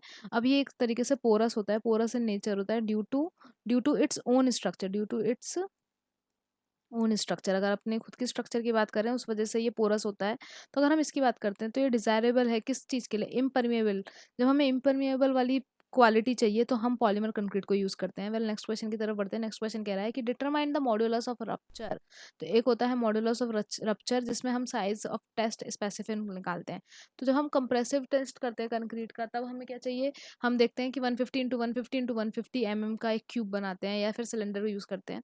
वेल तो यहीं पे हम बात करते हैं मॉड्यूलस रप्चर के जो टेस्ट है, हमें जो मॉड्यूलस रप्चर का जो हमें टेस्ट परफॉर्म करना है उसके लिए हमें क्या चाहिए होता है, उसके लिए हमें क्या जो रिक्वायरमेंट है जो हमारे स्पेसिमेन की, तो अगर याद कर लीजिए, तो याद कर लीजिए मॉडुलस ऑफ रप्चर की बात करते हैं तो मॉडुलस रप्चर में 150 इंटू 150 सब में है इंटू 700, ये बहुत इंपॉर्टेंट है। तो 150 इंटू 700 में का जो हम बनाते हैं टेस्ट स्पेसिमेन उसको यूज किया जाता है मॉडुलस ऑफ रप्चर को पता करने के लिए। तो D will be the correct answer of this question कि 150 इंटू 700 का टेस्ट स्पेसिमेन यूज किया जाता है मॉडुलस ऑफ रप्चर को पता करने के लिए। एज इकोनॉमिकल, ये नेक्स्ट क्वेश्चन है, as economical good quality of concrete is generally achieved by using a mix of. तो गुड क्वालिटी का हम जो कंक्रीट चाहिए हमें वो कम मिलता है। देखो एक होता है हमारे पास राउंडेड, राउंडेड मिलेगा, राउंडेड एग्रीगेट यूज करोगे तो वर्केबिलिटी बढ़ा देगा, वर्केबिलिटी बढ़ा देगा लेकिन स्ट्रेंथ को डिक्रीज कर देगा, और हमें स्ट्रेंथ ही चाहिए भाई, कंक्रीट को हम इम्पार्ट क्यों करते हैं, हमें स्ट्रेंथ चाहिए। तो हम सबसे पहली बात तो एंगुलर, एंगुलर जो होते हैं एंगुलर एग्रीगेट को यूज किया जाता है, एंगुलर एग्रीगेट को यूज किया जाता है। उसमें भी वो पूछ रहा है कि कोर्स यूज करते हो या aggregate of two sizes use करते हो या फिर वेल ग्रेडेड। तो देखो वेल ग्रेडेड में क्या है कि बड़े सब तरीके की मात्रा के हमें, छोटे बड़े सब तरीके के, तो क्या है वॉइड्स को भी एग्रीगेट खुद ही कंप्लीट कर पा रहे हैं। तो हर तरीके की जो आपको वेल ग्रेडेड सब डिफरेंट डिफरेंट साइजेस के एग्रीगेट उसमें मिलेंगे। तो वेल ग्रेडेड से हमें एक अच्छी क्वालिटी का कंक्रीट मिलेगा। तो ये क्वेश्चन पूछा गया है BSPHCL JEE में 2019 में। तो well graded will be the correct answer of this question. अगले क्वेश्चन की तरफ बढ़ते हैं। अगला क्वेश्चन कह रहा है कि what is the effect of flying ash in concrete. तो अगर हम बात करते हैं कंक्रीट में फ्लाइंग ऐश का क्या काम है, क्या ये हीट ऑफ हाइड्रेशन को रिड्यूस करता है, क्या ये हीट ऑफ हाइड्रेशन को इंक्रीज करता है। तो भाई अगर हम फ्लाई ऐश को यूज कर रहे हैं, फ्लाई ऐश एक तरीके का हमारा पोजोल होना है, एक तरीके से हम यूज करते हैं, तो हम इसको यूज कर रहे हैं तो ये ऑब्वियसली इंक्रीज तो नहीं करता होगा हीट ऑफ हाइड्रेशन को। क्या ये increase the amount of air entrainment या फिर reduce the secondary hydration process. तो अगर हम बात करते हैं फ्लाई ऐश की तो ये हमारे हाइड्रेशन की जो प्रोसेस है उसकी जो हीट निकलती है, जब हाइड्रेशन होता है हम सीमेंट में वाटर मिलाते हैं तो वाटर के संग मिक्सिंग की प्रोसेस को हम हाइड्रेशन कहते हैं। तो उसके टाइम क्योंकि ये एक्सोथर्मिक प्रोसेस है, जब सीमेंट में हाइड्रेशन प्रोसेस होती है तो हमारी गैस इवॉल्व होती है, वो एक्सोथर्मिक प्रोसेस है, इस वजह से हीट इवॉल्व होती है। तो हीट ऑफ हाइड्रेशन की रिड्यूस करता है, इसीलिए ये एक अच्छी चीज़ है। क्योंकि हीट ऑफ हाइड्रेशन कम निकलेगी तो हमारे क्रैक के चांसेस भी कम हो जाएंगे। तो heat of hydration will be the correct answer, ये रिड्यूस करता है हीट ऑफ हाइड्रेशन को। नेक्स्ट क्वेश्चन को देखते हैं। नेक्स्ट क्वेश्चन कह रहा है कि along Schuman timber peace with parallel side having thickness less than 50 mm से लेस देन हमारी थिकनेस है लेकिन विड्थ जो है वो मोर देन 50 mm है। तो अगर हम बात करते हैं तो कुछ ऑप्शंस को समझते हुए चलते हैं। तो अगर हम बात करते हैं बोर्ड की, अगर हम बोर्ड की बात करें तो बोर्ड में क्या होता है कि ये एक थिकनेस जो है हमारी 50 mm से कम होनी चाहिए लेकिन जो विड्थ है वो 150 mm से ज़्यादा होनी चाहिए। तो इसका मतलब विड्थ, ये इसका ऑप्शन तो नहीं है, तो थिकनेस कितनी होनी चाहिए, लेस देन 50 mm होनी चाहिए। थिकनेस जो है लेस देन 50 mm होनी चाहिए, विड्थ हमारी 150 mm से ज़्यादा होनी चाहिए। वेल वहीं पे अगर हम प्लैंक की बात करते हैं तो प्लैंक का क्या होता है कि जो हमारी थिकनेस है वो हमारी 50 mm से कम होनी चाहिए और विड्थ जो है हमारी 50 mm से ज़्यादा होनी चाहिए। तो plank will be the correct answer. इसमें क्या है कि थिकनेस जो है हमारी 50 mm से कम होनी चाहिए और जो हमारी विड्थ है वो 50 mm से ज़्यादा होनी चाहिए। वेल वहीं पर अगर हम एंड की बात करें उससे पहले स्कैंटलिंग समझ लेते हैं। स्कैंटलिंग क्या होता है, ये वो है जिसमें विड्थ और थिकनेस दोनों, जो विड्थ और थिकनेस है वो हमारी 50 mm से ज़्यादा होनी चाहिए लेकिन जो हमारी लेंथ है वो हमारी 200 mm से कम होनी चाहिए। तो अगर हम बात करते हैं स्कैंटलिंग की तो thickness of width of a timber should be greater than और कैन एक्सीड 50 mm लेकिन जो हमारी लेंथ है it should be less than 200 mm। Well वहीं पे अगर हम एंड की बात करते हैं तो एंड क्या है, ये एक शॉर्ट पीस है, मतलब छोटे छोटे टुकड़े जो हैं शॉर्ट पीस है किस किस के, ये हो सकता है बैटन का शॉर्ट पीस हो, बैटन क्या होता है अभी ये समझेंगे, बैटन का शॉर्ट पीस हो या फिर डील का शॉर्ट पीस हो या फिर स्कैंटलिंग का शॉर्ट पीस हो। स्कैंटलिंग तो अभी हमने देखा थिकनेस और विड्थ जो है वो 50 mm से ज़्यादा होनी चाहिए और हमारा 200 mm से लेंथ कम होनी चाहिए। तो बैटन का हो गया या फिर स्कैंटलिंग का हमारा, स्कैंटलिंग का शॉर्ट पीस हो, तो ये हमारा एंड हो गया। तो इस क्वेश्चन का आंसर तो प्लैंक हो गया लेकिन कुछ और समझ लेते हैं। तो एक होता है हमारा पोल। अगर हम पोल की बात करते हैं तो पोल क्या है, एक तरीके का लॉग है वुड का जिसकी डायमीटर 200 mm से ज़्यादा नहीं होनी चाहिए। तो ये एक तरीके का क्या है, लॉग है हमारा वुड का और इसकी जो डायमीटर है वो 200 से ज़्यादा नहीं होनी चाहिए, 200 mm से ज़्यादा नहीं होनी चाहिए। ये हमारा पोल हो गया। वहीं पे अगर हम बात करते हैं एक होता है हमारा बैटन। बैटन की अगर बात करें, बोर्ड तो हम देख चुके हैं, बैटन की बात करें तो थिकनेस भी हमारी 50 से कम होनी चाहिए और विड्थ भी हमारी 50 से कम होनी चाहिए। दोनों में से कोई भी 50 से ज़्यादा नहीं होना चाहिए, तो हमारा बेटर। वेल वहीं पे अगर हम एक और की बात करें तो वो हमारा वॉल्क है। वॉल्क की अगर बात करें तो वॉल्क में क्या होता है, थिकनेस हमारा 50 से एक्सीड कर सकता है, 50 से एक्सीड कर सकता है, वहीं पे विड्थ भी हमारा 200 से एक्सीड कर सकता है। और अभी हमने बैटन सॉरी बोर्ड देखा ही। बोर्ड में क्या होता है कि थिकनेस 50 से कम होनी चाहिए और विड्थ हमारी 150 से ज़्यादा होनी चाहिए। और पोल अभी हमारा लॉग है जिसकी डायमीटर 200 से ज़्यादा हो सकती है। तो अभी हमने देख लिया बैटन, बॉल, पोल और बोर्ड, प्लैंक, स्केटलिंग एंड ये तो सब में थिकनेस विड्थ का आपको थोड़ा सा आइडिया रखना पड़ेगा, क्योंकि ये ऐसे क्वेश्चन आते रहते हैं, बहुत इंपॉर्टेंट है। लेकिन इस क्वेश्चन का आंसर हमारा प्लैंक है, क्योंकि वो बोला थिकनेस हमारी 50 से कम होनी चाहिए और विड्थ हमारी 50 से ज़्यादा होनी चाहिए, तो ये हमारा एक प्लैंक ही हो सकता है। इस क्वेश्चन का आंसर हमारा प्लैंक होगा। वेल आज हमने बहुत अच्छे अच्छे क्वेश्चन सॉल्व किए हैं। आपको अगर इसकी पीडीएफ चाहिए तो हमारे टेलीग्राम ग्रुप में मिल जाएगी। Do join the Telegram group. I hope आपको बहुत मज़ा आया होगा और कमेंट सेक्शन में ज़रूर उसका आंसर बताइएगा। जिसको पहले क्वेश्चन को हमने देखा था कि 50% जो है हमारा 50% अगर हमारा एल्कली प्रेजेंट है हमारे ब्रिक्स पे, तो वो कौन सी कंडीशन को शो करता है। तो अगर आपने इसका आंसर लिखा है तो मैं आपको बता देती हूँ, इसका आंसर हो जाएगा हमारा मॉडरेट। मॉडरेट कंडीशन को शो करता है, तो moderate will be the correct answer of this question. I hope आपने जो आंसर लिखे हैं बिल्कुल समझ में आया होगा आपको, बहुत सारे क्वेश्चन समझ में आए होंगे। Thank you so much for watching. Like and subscribe and please do share the channel.